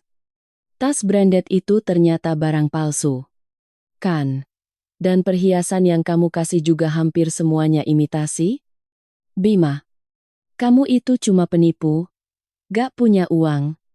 Tapi sok kaya pakai uang Elara si wanita itu? Sekarang setelah dia memutus dananya, aslimu kelihatan. Kan omong kosong." Sinta Bima gemetar karena marah. "Semua yang kubelikan itu asli. Kamu tahu apa soal barang branded? Asli kalau begitu bawa buktinya ke sini." Sinta mendesaknya. "Gak bisa. Kan Bima? Dengar baik-baik. Kalau hari ini kamu tidak kasih aku uang, aku tidak akan pergi dari sini. Dan aku akan pergi ke perusahaan Elara Prameswari. Aku akan bongkar semua kebusukanmu. Biar wanita itu juga tidak hidup tenang. Berani kamu?" Bima berteriak. "Sinta, kalau kamu lakukan itu, Aku akan bongkar semua urusan kita, dan aku akan hancurkan hidupmu juga. Hancurkan saja. Aku tidak takut apa-apa, Sinta sama sekali tidak peduli. Aku ini mahasiswi yang baru lulus. Kalaupun hancur, aku tinggal pergi ke kota lain dan mulai hidup baru. Tapi kamu, kalau kamu hancur, kamu akan benar-benar kehilangan segalanya. Bima, pikir baik-baik. Mau kasih uang atau tidak? Rekaman audio terputus di sana. Saya bisa membayangkan betapa putus asanya Bima sekarang. Sinta yang ia yakini sebagai cinta sejatinya ternyata hanyalah wanita materialistis yang mengincar uangnya. Saat hartanya habis, wanita itu tanpa ampun memerasnya dan memunggunginya. Tak lama kemudian, detektif mengirimkan satu video lagi. Di dalam video, Sinta Lestari sedang merenggut penjepit dasi di leher Bima. Itu adalah penjepit dasi berbahan platinum dan berlian seharga 200 juta rupiah yang pernah saya belikan untuknya. Sini.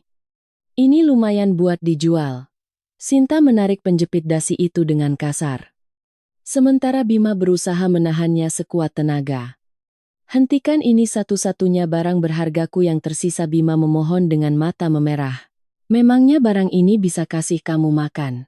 Sinta menarik penjepit dasi itu kuat-kuat hingga talinya putus dan berpindah ke tangannya. Ia menimbangnya di tangan dan mengangguk puas. Lumayan juga. Mungkin laku beberapa juta. Bima. Sial banget. Aku pacaran sama sampah sepertimu. Hari ini kita putus. Jangan pernah hubungi aku lagi. Sinta langsung berbalik dan berjalan cepat tanpa menoleh ke belakang agar Bima tidak mengikutinya. Bima hanya bisa berdiri terpaku menatap punggung Sinta. Tubuhnya gemetar hebat. Kakinya lemas. Dan ia jatuh berlutut di tanah. Ia memegangi kepalanya dengan kedua tangan dan terisak penuh penderitaan. Janji cinta abadi yang diucapkannya hancur tak tersisa di hadapan uang. Saya mematikan video itu dan tersenyum dingin. Tidak ada sedikit pun rasa kasihan di hati saya. Yang ada hanyalah rasa puas. Bima, inilah harga yang harus kamu bayar karena mengkhianatiku. Kamu pikir kamu menemukan cinta sejati. Padahal nyatanya itu hanya parasit yang mengincar uangku. Sekarang kamu telah kehilangan segalanya. Dan itu semua adalah ulahmu sendiri. Tepat saat itu, ponsel saya berdering. Dari Wati. Saya mengangkat alis dan menjawab panggilan itu. Elara. Dasar wanita berhati iblis. Suara Wati kali ini lebih tajam dan penuh kebencian. Anakku baru saja menelepon. Katanya si Sinta itu merampas sisa barang berharga. Anakku lalu memutuskannya. Ini semua salahmu. Kalau saja kamu tidak menarik dana itu, anakku tidak akan bangkrut dan tidak akan dicampakkan oleh wanita itu. Kembalikan uangnya sekarang juga atau aku akan gantung diri di depan perusahaanmu. Gantung diri. Saya tertawa mengejek. Silakan. Wati. Di depan perusahaan kami ada CCTV yang menyala 24 jam. Kalau Anda benar-benar gantung diri, saya akan lapor polisi atas tuduhan perbuatan tidak menyenangkan dan gangguan ketertiban umum. Saat itu terjadi, alih-alih menolong anak Anda malah akan masuk penjara. Wah, martabat keluarga Aditya benar-benar jadi tontonan. Kau, dasar wanita jalang. Wati kehabisan kata-kata karena marah dan setelah beberapa saat baru bisa berteriak. Aku tidak peduli. Pokoknya kembalikan uang anakku. Anakku hancur gara-gara kamu. Saya yang menghancurkan. Saya mendengus tak percaya. Dia sendiri yang selingkuh. Memelihara pelakor pakai uang saya. Dan berakhir seperti ini. Wati, kalau Anda benar-benar peduli pada anak Anda, suruh dia cari kerja buat bayar utang. Bukannya malah telepon saya dan bikin keributan. Anda sepertinya punya banyak waktu luang. Kerja anakku itu seorang direktur. Bagaimana mungkin dia bekerja di bawah orang lain? Wati menjawab dengan nada tidak terima. Elara, Dengar baik-baik. Kalau kamu tidak mengembalikan uangnya, aku akan duduk mojok di depan rumahmu setiap hari. Aku tidak akan biarkan kamu hidup tenang. Silakan. Jawabku meremehkan. Rumahku dijaga satpam. Kalau Anda bikin keributan di depan pintu, Anda akan langsung diusir. Kalau Anda terluka, jangan salahkan saya. Ya? Saya langsung menutup telepon dan melempar ponsel ke sofa. Wati benar-benar tak tertolong. Di saat kritis begini, dia masih membanggakan anaknya sebagai direktur yang tak boleh kerja rendahan. Benar-benar konyol dan menyedihkan. Saya meminum segelas air putih. Bima dicampakkan Sinta dan ibunya, terus-terusan berteriak di sampingnya. Kepalanya pasti mau pecah sekarang. Tapi ini belum cukup. Saya akan membuatnya merasakan seluruh penderitaan dan keputusasaan. Saya akan membuatnya merasakan sampai ke sumsum tulang betapa mengerikannya akibat dari pengkhianatannya. Sudah saatnya saya menunjukkan identitas asli saya. Kalau dia tahu bahwa saya adalah ahli waris tunggal Prameswari Group dan memiliki kekayaan jauh di luar bayangannya. Wajah seperti apa yang akan dia tunjukkan? Saya menelepon sekretaris saya. Besok jam 10 pagi. Siapkan konferensi pers di kantor pusat Prameswari Group. Aku akan secara resmi mengungkap identitasku dan bocorkan juga sedikit soal hubungan kotor Bima dan Sinta pada media. Mari kita buat pesta yang meriah. Baik. Nona. Akan segera disiapkan. Keesokan paginya setelah sarapan, kepala pelayan mendekat dengan hormat dan berkata, Nona, mobil sudah siap. Di kantor pusat grup. Semua persiapan juga sudah selesai. Para wartawan sudah menunggu di ruang konferensi. Saya mengangguk. Masuk ke ruang ganti. Dan mengenakan rok setelan jas hitam pesanan khusus. Saya memakai sepatu hak tinggi perak. Menyanggul tinggi rambut saya untuk memperlihatkan jenjang leher yang ramping. Di pergelangan tangan, saya memakai jam tangan branded edisi terbatas. Penampilanku ini 10 kali lebih mahal daripada masa-masa jaya Bima dulu. Wanita di dalam cermin memancarkan tatapan tajam dan aura yang mengintimidasi. Bukan lagi Elara Prameswari yang lemah dan selalu menahan diri di depan Bima. Ayo berangkat, ucapku sambil mengangkat dagu menuju pintu depan. Begitu saya keluar dari gerbang villa, sebuah mobil Rolls-Royce Phantom hitam sudah menepi dengan tenang. Sopir dengan sopan membukakan pintu dan membungkuk hormat. Silakan. Nona. Tetangga sekitar yang mendengar keramaian menengok dari balik jendela. Mereka tak bisa menyembunyikan keterkejutan melihat pemandangan ini. Dulu mereka mungkin hanya mengira saya putri dari keluarga kaya biasa. Tak ada yang membayangkan saya adalah sosok penting yang dijemput dengan sedan super mewah seperti ini. Saya masuk ke dalam mobil dengan anggun. Jok kulit yang empuk. Interior mewah, namun elegan. Segala sesuatu di dalam mobil ini memancarkan aroma uang. Mobil melaju tenang meninggalkan kompleks perumahan elit menuju kantor pusat Prameswari Group di kawasan Tunjungan, Surabaya. Sambil memandang pemandangan luar dari balik kaca, saya bersumpah dalam hati. Hari ini, aku akan menunjukkan pada dunia siapa sebenarnya Elara Prameswari, Bima Aditya dan Sinta Lestari. Aku akan membuat kalian menyesal dan ketakutan atas semua yang telah kalian lakukan di masa lalu. Sekitar 30 menit kemudian, mobil tiba di kantor pusat Prameswari Group. Gedung pencakar langit berlantai 80 ini adalah salah satu bangunan ikonik di Surabaya dan salah satu aset milik keluarga kami.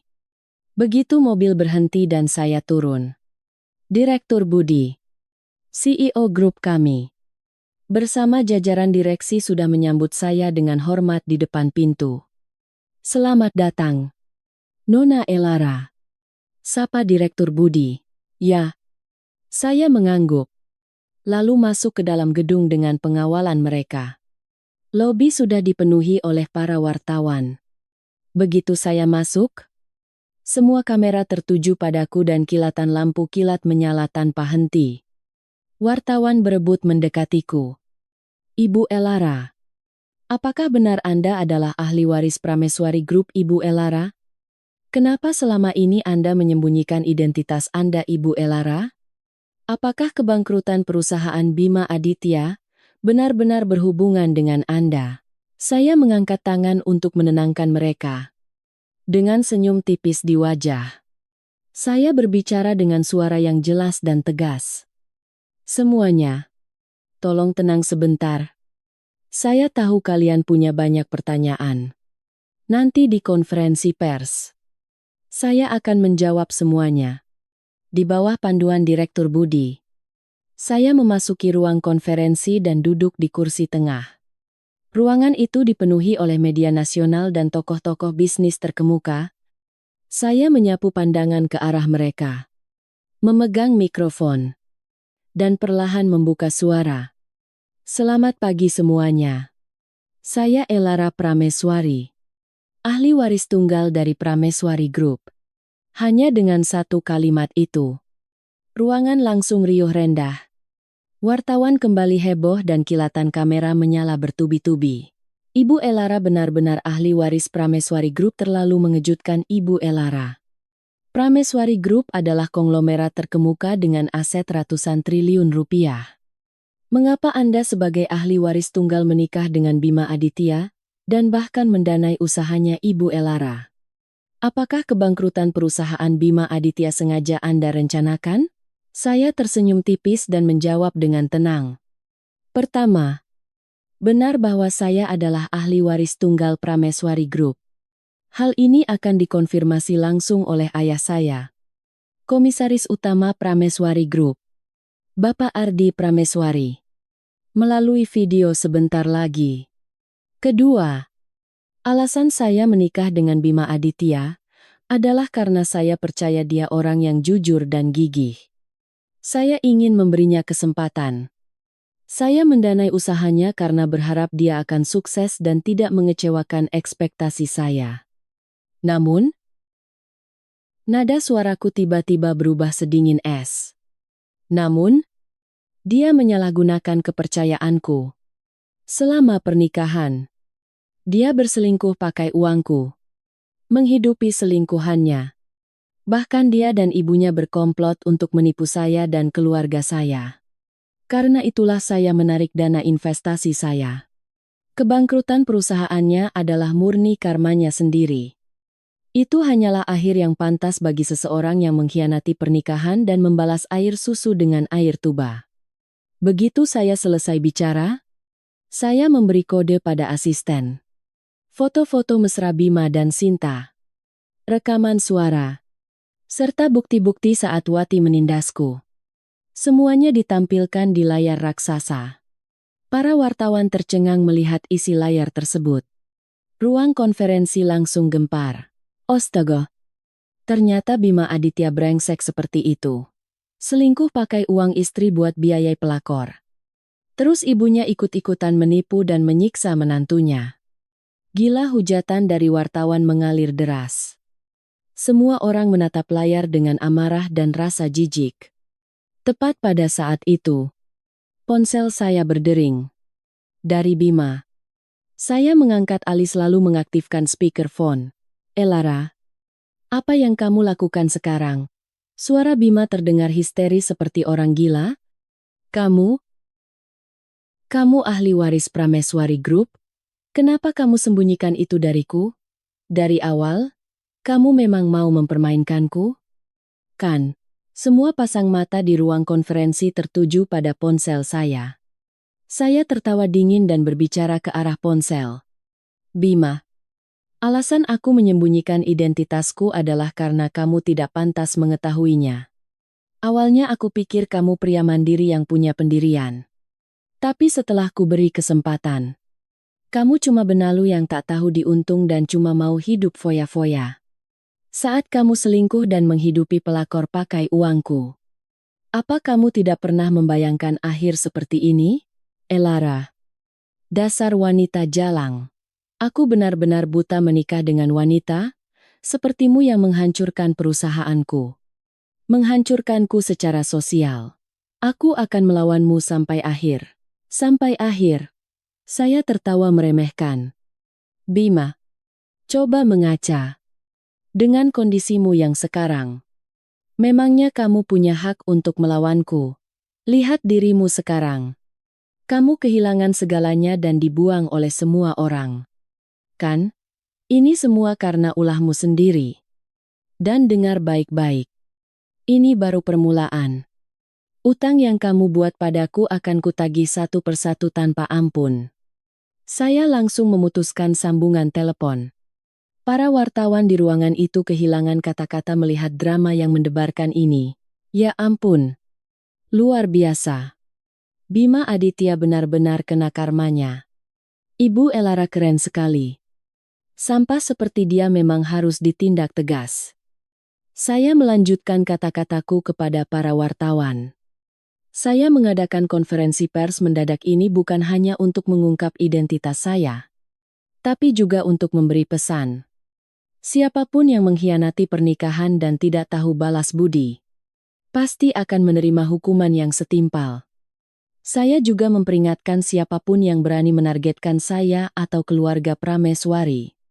Ketahuilah batasan kalian dan jangan bertindak sembarangan. Tepat saat itu, video ayah saya muncul di layar raksasa. Ayah saya mengenakan setelan jas dan berbicara dengan ekspresi serius. Halo semuanya. Saya, Ardi Prameswari.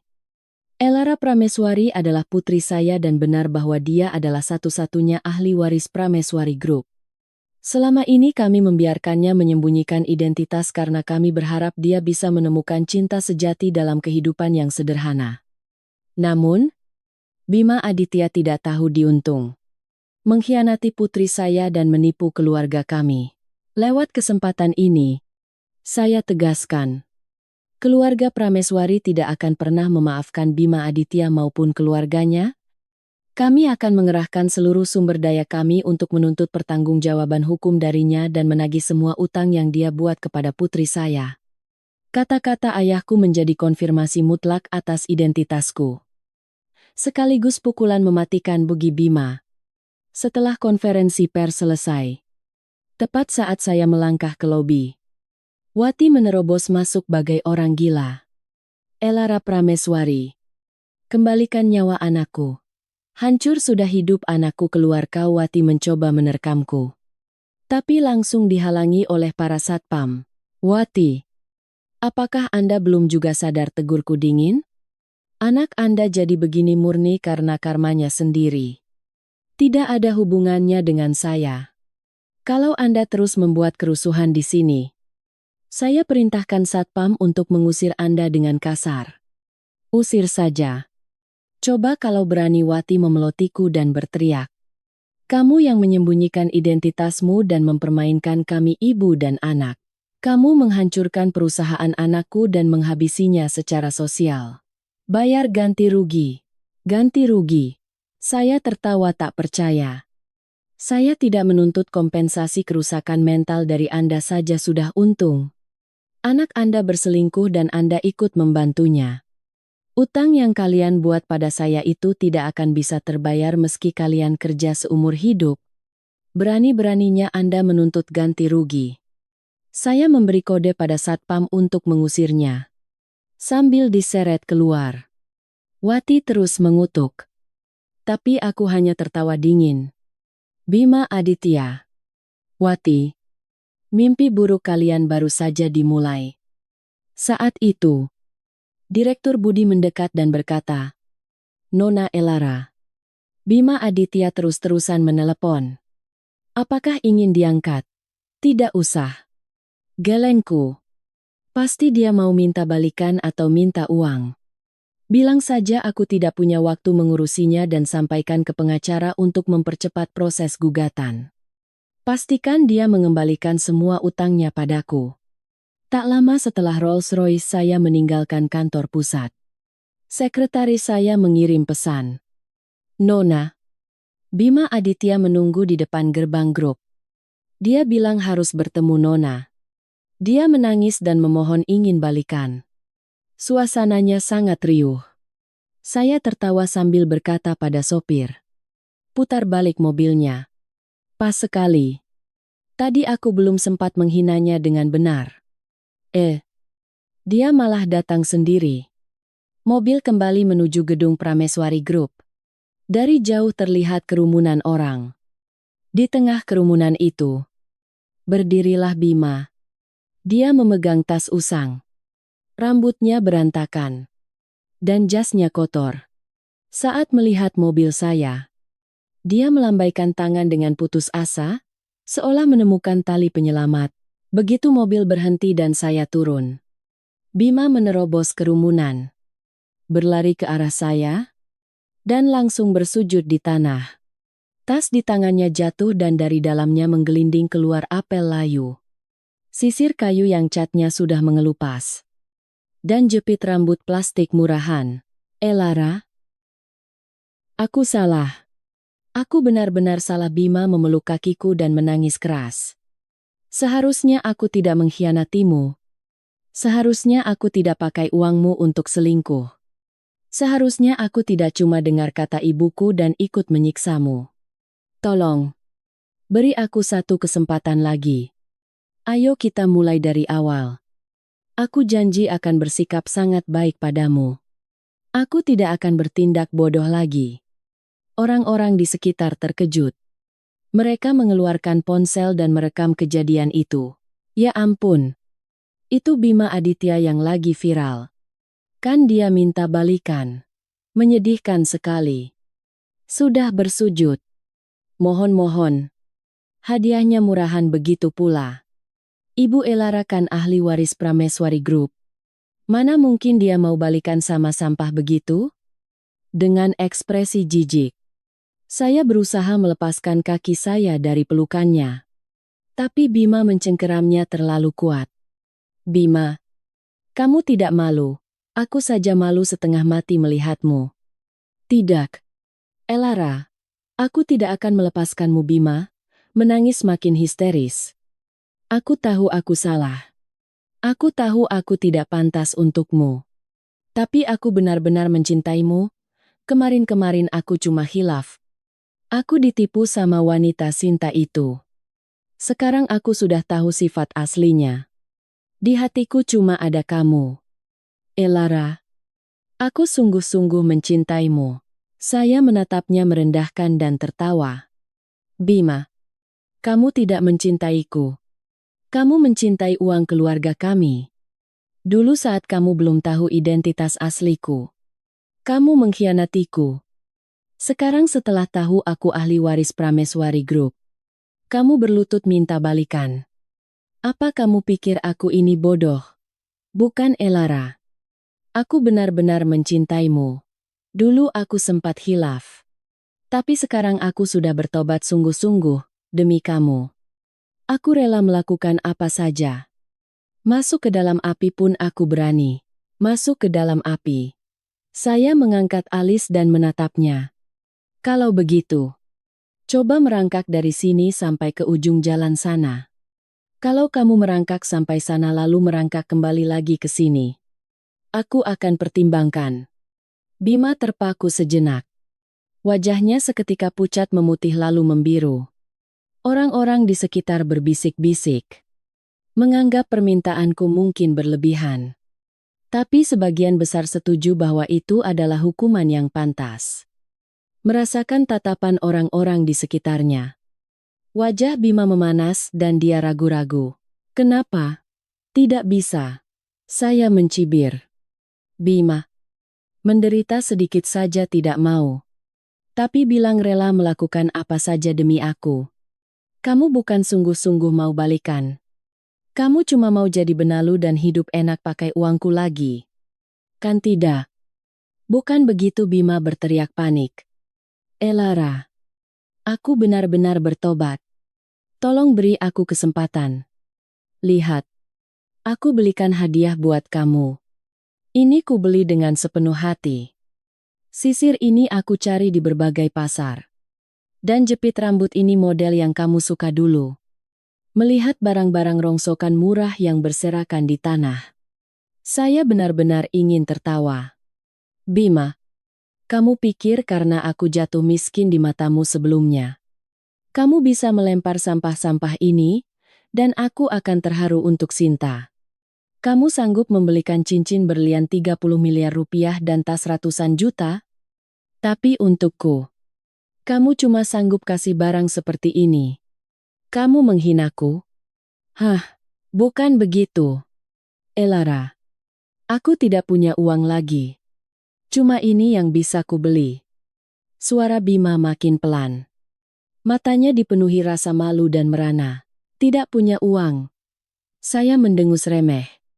Saat kamu menghamburkan uangku seperti air untuk pelakor itu, apa kamu tidak pernah membayangkan hari ini akan tiba sekarang?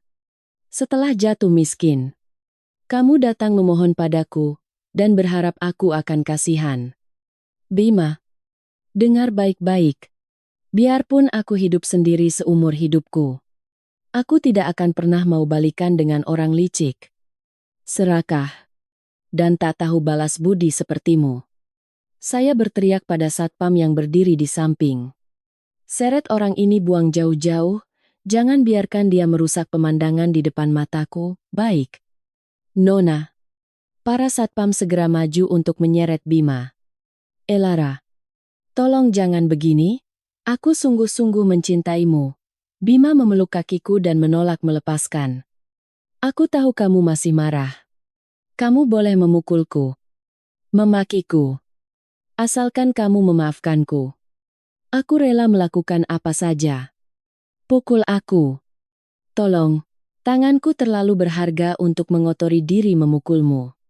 Saya memberi isyarat pada satpam dengan tatapan dingin. Seret saja dia. Terserah kalau harus sedikit kasar. Para satpam tanpa ragu lagi melepaskan cengkeraman Bima dengan paksa dan menyeretnya pergi. Bima meronta-ronta gila-gilaan dan berteriak. Elara, aku tidak akan menyerah. Aku akan terus menunggu sampai kamu memaafkanku. Terserah, kataku sinis. Kamu tunggu seumur hidup pun aku tidak akan memaafkanmu. Dan satpam, buang barang-barang sampah itu. Bikin sakit mata saja. Para satpam menyeret Bima ke trotoar jalan, memungut apel busuk dan jepit rambut plastik, lalu membuangnya ke tempat sampah di sebelahnya. Bima melihat hadiahnya dibuang ke tempat sampah dan menatap punggungku yang dingin. Kakinya lemas. Ia jatuh duduk di trotoar dan menangis melolong dengan penuh penderitaan. Orang-orang di sekitar menunjuk-nunjuk ke arahnya dan terus mengambil foto. Harga dirinya benar-benar hancur lebur detik itu juga. Saya melangkah masuk ke dalam gedung Prameswari Group. Suara tangisan Bima dan cemoohan orang-orang semakin menjauh di belakangku. Hanya ada satu kata puas. Bima, inilah harga yang harus kamu bayar karena mengkhianatiku. Kamu pikir kalau kamu berlutut dan memohon, aku akan menerimamu kembali. Jangan mimpi. Begitu kembali ke ruang kerja, sekretaris membawakan secangkir teh hangat. Nona, Anda baik-baik saja? Bima Aditya itu benar-benar tidak tahu malu. Aku baik-baik saja. Saya menyesap teh dan berkata santai. Orang seperti itu memang harus dipermalukan di depan umum supaya dia sadar apa yang sudah dia lakukan. Oh iya, sekretaris menambahkan. Kabar tentang Sinta Lestari juga sudah masuk. Dia mencoba menjual penjepit dasi yang dirampasnya dari Bima ke Pegadaian. Ternyata ketahuan kalau itu barang palsu. Dia cuma dapat 5 juta rupiah. Katanya dia sempat bikin ribut di Pegadaian. Oh ya. Saya mengangkat alis. Makin tertarik. Bima ternyata menipu Sinta juga. Syukurlah. Benar. Dan dari hasil penyelidikan kami, ternyata Sinta pernah diam-diam menggelapkan 85 juta rupiah dari rekening perusahaan Bima sebelumnya. Sekarang dia berencana kabur keluar kota pakai uang itu. Kabur. Saya tersenyum sinis. Tidak semudah itu. Sudah hidup mewah pakai uangku. Mana mungkin kubiarkan dia lolos begitu saja? Hubungi pengacara. Pastikan Sinta juga dituntut. Paksa dia memuntahkan semua uang yang pernah dia gelapkan. Baik, Nona. Akan segera diproses. Saya berdiri di dekat jendela, menatap ke bawah dari ketinggian. Bima masih duduk terpuruk di depan gedung. Saya tersenyum dingin. Bima, Sinta, neraka kalian yang sesungguhnya baru saja dimulai. Aksi balas dendam ini belum berakhir. Aku akan membuat kalian merasakan sampai ke sumsum tulang, bahwa mengkhianatiku adalah pilihan terburuk dalam hidup kalian. Tepat saat itu, ponsel saya berdering. Nomor yang tidak dikenal. Saya ragu sejenak sebelum menjawabnya. Selamat siang, Bu Elara. Saya Darmawan dari Wijoyo Corporation. Suara bariton yang berat dan memikat terdengar dari ujung telepon. Saya melihat konferensi pers Anda hari ini. Keputusan dan keberanian Anda sangat mengesankan. Jika berkenan, saya ingin mengajak Anda makan malam bersama. Darmawan Wijoyo. Saya sedikit terkejut. Wijoyo Corporation adalah perusahaan raksasa yang sejajar dengan Prameswari Group. Dan Darmawan Wijoyo adalah sosok legendaris di dunia bisnis. Masih muda, kompeten, dan tampan. Saya tidak menyangka dia tiba-tiba menelepon saya. Terima kasih atas pujiannya, Pak Darmawan.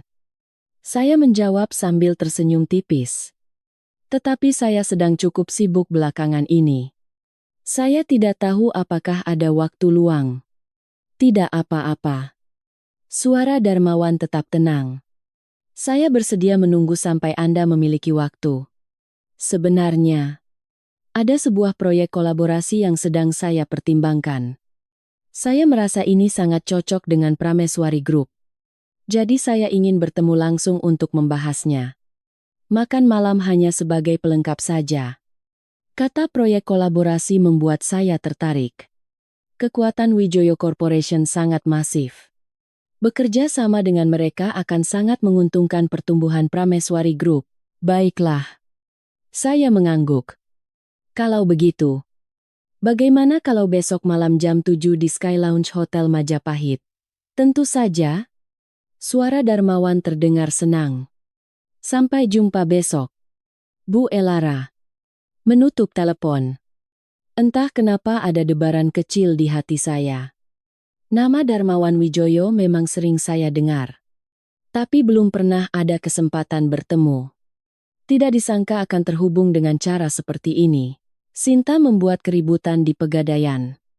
Namun akhirnya hanya mendapatkan uang 5 juta rupiah.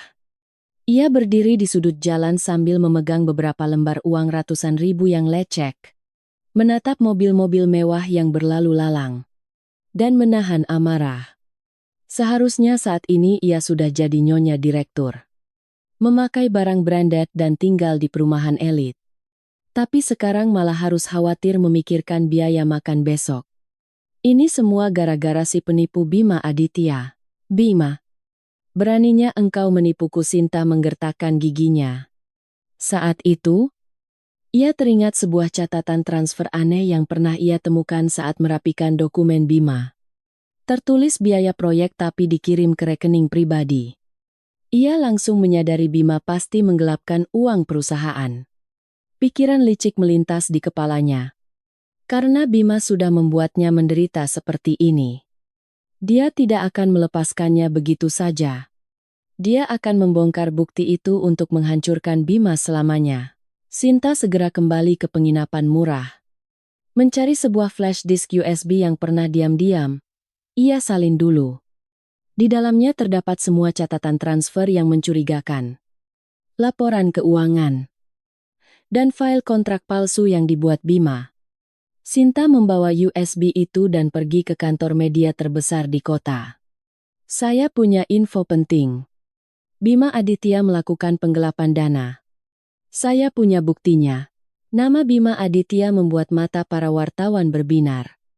Belakangan ini dia adalah nama yang paling viral. Wartawan segera mengeluarkan alat perekam. Sinta melemparkan USB itu ke atas meja dan berbicara dengan menggebu-gebu. Di dalam sini ada semua buktinya. Bima Aditya menggelapkan dana investasi miliaran rupiah dari Elara Prameswari dan memindahkannya ke rekening pribadinya. Dia pakai uang itu untuk belikan saya hadiah dan pergi bulan madu ke Santorini. Perusahaannya itu cuma cangkang kosong. Wartawan memeriksa isi USB dan langsung menyadari ini adalah headline besar. Mereka mewawancara Sinta dan mengambil foto bukti-bukti tersebut. Dalam waktu kurang dari 2 jam. Berita dengan judul skandal, Bima Aditya usai perselingkuhan terbongkar. Kini terbukti gelapkan dana miliaran menghiasi halaman depan semua media. Pada saat itu, Bima sedang duduk di sebuah warkop. Ia sedang makan mie instan rebus dan minum segelas kopi hitam. Masih ada harapan kosong di hatinya bahwa Elara Prameswari akan berubah pikiran. Saat itulah seorang pejalan kaki menyadarinya dan berteriak, "Boy, coba lihat itu kan Bima Aditya. Si tukang selingkuh yang menggelapkan uang perusahaan." Orang-orang langsung berkerumun. Menunjuk-nunjuk dan mengambil fotonya. Ternyata manusia sampah selingkuh pakai uang istri. Terus menggelapkan dana pula masuk penjara sana. Bima ketakutan dan mencoba kabur. Tapi ia terkepung oleh massa dan tak bisa bergerak. Ponselnya mulai berdering tanpa henti. Dari penagih utang. "Boy, Bima Aditya, berita penggelapan uangmu sudah nyebar di mana-mana. Cepat bayar utangmu atau kami lapor polisi." Telepon berdering tanpa henti. Bima melihat berita-berita yang bermunculan di internet dan menggelengkan kepalanya seperti orang gila. Ia menelepon Sinta dan berteriak, "Sinta, ini perbuatanmu. Kan kamu yang membocorkannya." Dari seberang telepon terdengar suara Sinta yang penuh ejekan. "Bima, bagaimana rasanya?" "Iya? Aku yang membocorkannya. Siapa suruh kamu menipuku masuk penjara sana dan bayar dosa-dosamu seumur hidup? Besok aku mau pindah kota. Jangan harap kamu bisa mencariku lagi." Sinta langsung mematikan telepon dan memblokir nomornya. Bima berdiri mematung. Dengan susah payah ia menerobos kerumunan orang dan mulai berlari seperti orang gila. Ia terus berlari hingga menemukan sebuah gang sepi. Lalu bersandar di tembok sambil terengah-engah. Setelan jas bernoda minyak. Rambut berantakan. Wujudnya begitu menyedihkan. Akhirnya pertahanannya runtuh. Ia berjongkok memegangi kepalanya dan menangis terseduh-seduh. Tepat saat itu, sebuah sedan hitam berhenti di mulut gang. 2 pria berjas turun dan menghampiri Bima. "Bima Aditya, kami tim kuasa hukum dari Ibu Elara Prameswari. Ibu Elara telah resmi menuntut Anda atas penggelapan dana dan perselingkuhan dalam rumah tangga. Silakan ikut kami." Bima menatap mereka dengan mata putus asa. "Tidak. Aku tidak punya uang. Aku tidak mau dipenjara. Itu bukan wewenang Anda untuk memutuskan," kata sang pengacara dingin. "Semua aset atas nama Anda telah dibekukan. Baju yang Anda pakai dan barang-barang Anda akan dilelang untuk membayar utang." Bima akhirnya diseret masuk ke dalam mobil oleh tim hukum dengan paksa. Ia menyadari, kali ini semuanya benar-benar sudah berakhir. Mobil berhenti di depan gedung Prameswari Group dan ia diseret menuju ruangan saya. Saat pintu terbuka, Bima melihat saya duduk di balik meja kerja. Suaranya bergetar. "Elara." Ia mencoba mendekat tapi ditahan oleh para pengacara. Saya mendongak, menatapnya tanpa secercah belas kasihan. "Bima, kita bertemu lagi. Tidak kusangka kamu akan jadi secepat ini menyedihkannya." "Elara, aku salah. Aku sungguh-sungguh salah." Bima menangis meraung-raung. "Penggelapan uang itu, selingkuh itu, semuanya salahku. Tolong beri aku satu kesempatan saja. Aku rela menebus dosaku seumur hidup." "Kesempatan?" Saya mendengus remeh. "Aku sudah memberimu banyak sekali kesempatan. Tapi kamu menendang semuanya. Bima, kejahatan yang kamu perbuat harus dihukum oleh hukum. Sekarang kamu melakukan apapun sudah terlambat. Yang menunggumu hanyalah dinginnya jeruji penjara. Pada akhirnya, Bima terus menangis dan berteriak, "Elara, kumohon maafkan aku." Sambil diseret keluar dari ruangan. Saya berdiri di dekat jendela, menyaksikan sosoknya dimasukkan ke dalam mobil polisi yang membawanya pergi. Saya menelepon ayah saya untuk melaporkan situasi. Dan beliau menyemangati saya, mengatakan bahwa pria brengsek seperti itu pantas dihukum. Semuanya mulai kembali ke tempat yang semestinya. Sehari setelah Bima ditangkap polisi, terdengar suara gemerisik dari luar villa saya.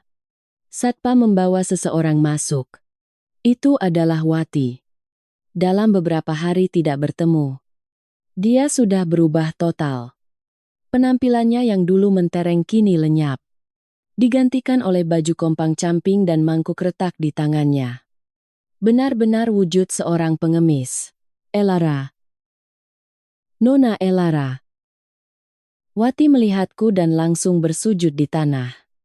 Mangkuknya jatuh dan potongan singkong rebus yang keras menggelinding keluar. "Tolong kasihani orang tua renta ini. Beri aku sedikit uang. Aku kelaparan. Bima di penjara. Aku sudah tidak punya sandaran hidup lagi." Meskipun ia menangis memeras air mata, matanya tetap rakus melirik perabotan mahal di ruang tamuku. Saya bersandar di sofa, menatapnya dingin dari atas. "Wati, sekarang baru datang mengemis padaku. Dulu waktu Anda menindas saya, sepertinya Anda tidak pernah membayangkan hari ini akan tiba." "Elara, aku salah. Aku benar-benar khilaf." Wati menundukkan kepalanya dalam-dalam sampai dahinya memerah. "Tolong kasihani orang tua ini. Berikan sedikit uang untuk makan." Begitu Bima keluar, "Kami pasti akan membalas budi." "Membalas budi?" Saya tertawa tak percaya. "Bagaimana Anda akan mengembalikan anak yang hilang dariku? Atau bagaimana cara kalian membayar utang kalian padaku, Wati? Sekarang berpura-pura kasihan tidak akan meluluhkan hatiku." Saya memerintahkan satpam untuk membawa sampah sisa makanan dari dapur kemarin. Satpam segera membawakan sebuah baskom berisi nasi sisa, sayur basi, dan tulang ayam. Wati melihatnya dan wajahnya langsung berubah. Ia berteriak, "Elara Prameswari, kenapa kamu kasih aku makanan seperti ini? Memangnya ini makanan manusia?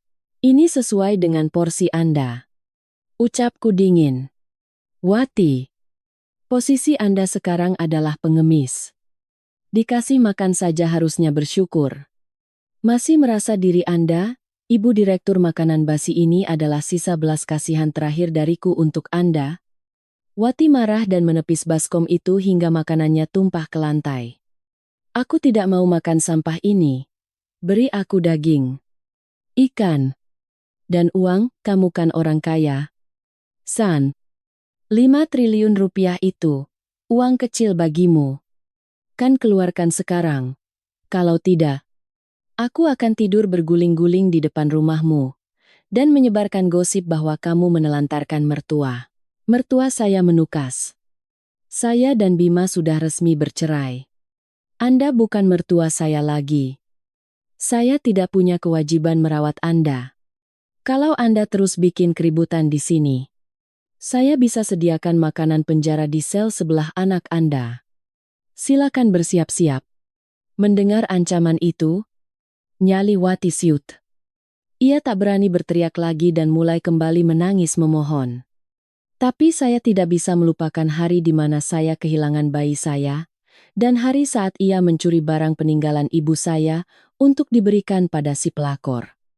Saya memerintahkan satpam untuk mengusirnya keluar gerbang. Wati terus memaki saat diseret keluar.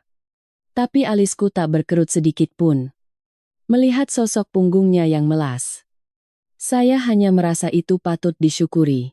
Tepat saat itu, telepon dari pengacara masuk. Bukti penggelapan Bima sangat kuat dan sebentar lagi dia akan disidang. Rumah kontrakan kecil atas nama Wati juga akan disita dan dilelang untuk melunasi utang-utangnya padaku. Saya yang merasa puas meminta agar Bima mendapat hukuman yang setimpal. 1 minggu kemudian, sidang Bima digelar. Saya hadir mengenakan setelan jas putih yang elegan. Di luar gedung pengadilan dipenuhi wartawan. Dan saya hanya meninggalkan kalimat singkat. Keadilan pasti menang. Sebelum masuk ke ruang sidang, di kursi terdakwa, Bima mengenakan baju tahanan dengan wajah kuyu. Tak lama kemudian, Wati juga masuk dengan pakaian lusuh. Memanggil nama anaknya sambil menangis histeris hingga akhirnya diamankan oleh petugas pengadilan. Sidang berjalan lancar. Tim pengacara menyerahkan bukti nyata atas tindak penggelapan Bima. Ia hanya bisa menunduk tanpa bisa membantah sedikit pun. Jaksa menuntut hukuman penjara 15 tahun. Bima menangis dan meminta maaf padaku. Mengatakan ia salah. Tapi hatiku tetap membeku sedingin es. Akhirnya, hakim menjatuhkan vonis. Terdakwa Bima Aditya terbukti melanggar Undang-Undang Tindak Pidana Korupsi, penggelapan dana, menjatuhkan hukuman 15 tahun penjara. Bima menangis meronta-ronta karena tak terima saat digiring keluar. Wati jatuh terduduk di lantai sambil melolong dan akhirnya diseret keluar dari ruang sidang. Menyaksikan akhir yang menyedihkan bagi mereka berdua. Saya merasa beban di dada saya, akhirnya terangkat sepenuhnya. Setidaknya ini bisa menjadi pelipur lara untuk mendiang bayi saya. Setelah sidang selesai, saya mendapat kabar dari detektif swasta mengenai keberadaan Sinta Lestari. Wanita itu pantang menyerah. Kini ia sering nongkrong di kafe lounge elit di kawasan SCB di Jakarta dan sedang mendekati seorang konglomerat tua. Saya segera mengumpulkan semua bukti hubungan Bima dan Sinta serta jejak kejahatan penggelapannya dulu, lalu mengirimkannya secara anonim kepada konglomerat tersebut. Hasilnya sesuai dugaan. Konglomerat itu marah besar. Ia tanpa ampun mengusir Sinta dan menarik kembali semua barang mewah yang telah ia belikan. Kemudian, ia melempar Sinta ke jalanan hingga terjatuh dari tangga. Akhirnya, para penagih utang dari pinjaman online dan rentenir tempat Sinta meminjam uang atas nama perusahaan Bima menemukannya. Mereka memukulinya dengan kejam sambil menagih utang sebesar 7 miliar rupiah. Pada akhirnya, Sinta Lestari kehilangan segalanya dan hidup sebagai pengemis di jalanan. Suatu sore, mobil saya melewati jalan tempat ia biasa mengemis. Wanita yang dulu mengenakan pakaian mewah kini berbalut baju robek. Merangkak di aspal. Meminta recehan dari pejalan kaki. Saat melihat saya, ia ketakutan dan memohon ampun. Tapi saya melewatinya dengan tatapan dingin. Semua penderitaan yang kau alami sekarang adalah karmamu sendiri. Bisikku pelan. Setelah balas dendam berakhir, secercah cahaya baru muncul dalam hidupku. Dialah Darmawan Wijoyo, direktur dari Wijoyo Corporation. Dia dengan sabar menyembuhkan luka masa laluku. Dan kami perlahan menjadi sepasang kekasih. Bersama, Prameswari Group berkembang menjadi perusahaan nomor 1 di industri. Akhirnya, di hadapan banyak orang, Darmawan melamarku. Saya menangis dan menerima lamarannya. Setelah itu, kami membangun keluarga yang bahagia. 15 tahun telah berlalu. Pada hari Bima Aditya dibebaskan dari penjara. Suami saya, Darmawan, dan saya datang menjemputnya. 15 tahun di penjara telah mengubah pria parubaya yang dulu gagah menjadi seorang lelaki tua yang kuyu dan lemah. Ketika melihat kami berdiri berdampingan dengan bahagia, ia terdiam karena syok dan duka yang mendalam.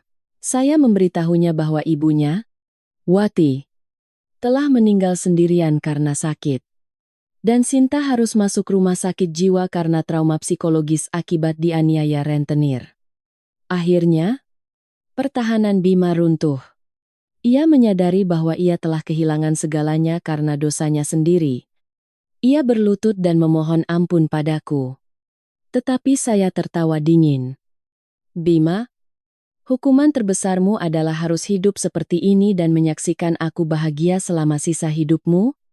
Saat Rolls-Royce yang kami tumpangi melaju pergi, saya melihat Bima yang tenggelam dalam keputusasaan, membenturkan kepalanya ke dinding penjara. Hidupnya telah berakhir di neraka yang ia ciptakan sendiri. Suami saya menggenggam tangan saya dengan hangat. Saya akhirnya terbebas dari karma masa lalu dan sedang melangkah menuju kebahagiaan sejati. Semuanya sudah berakhir. Iya,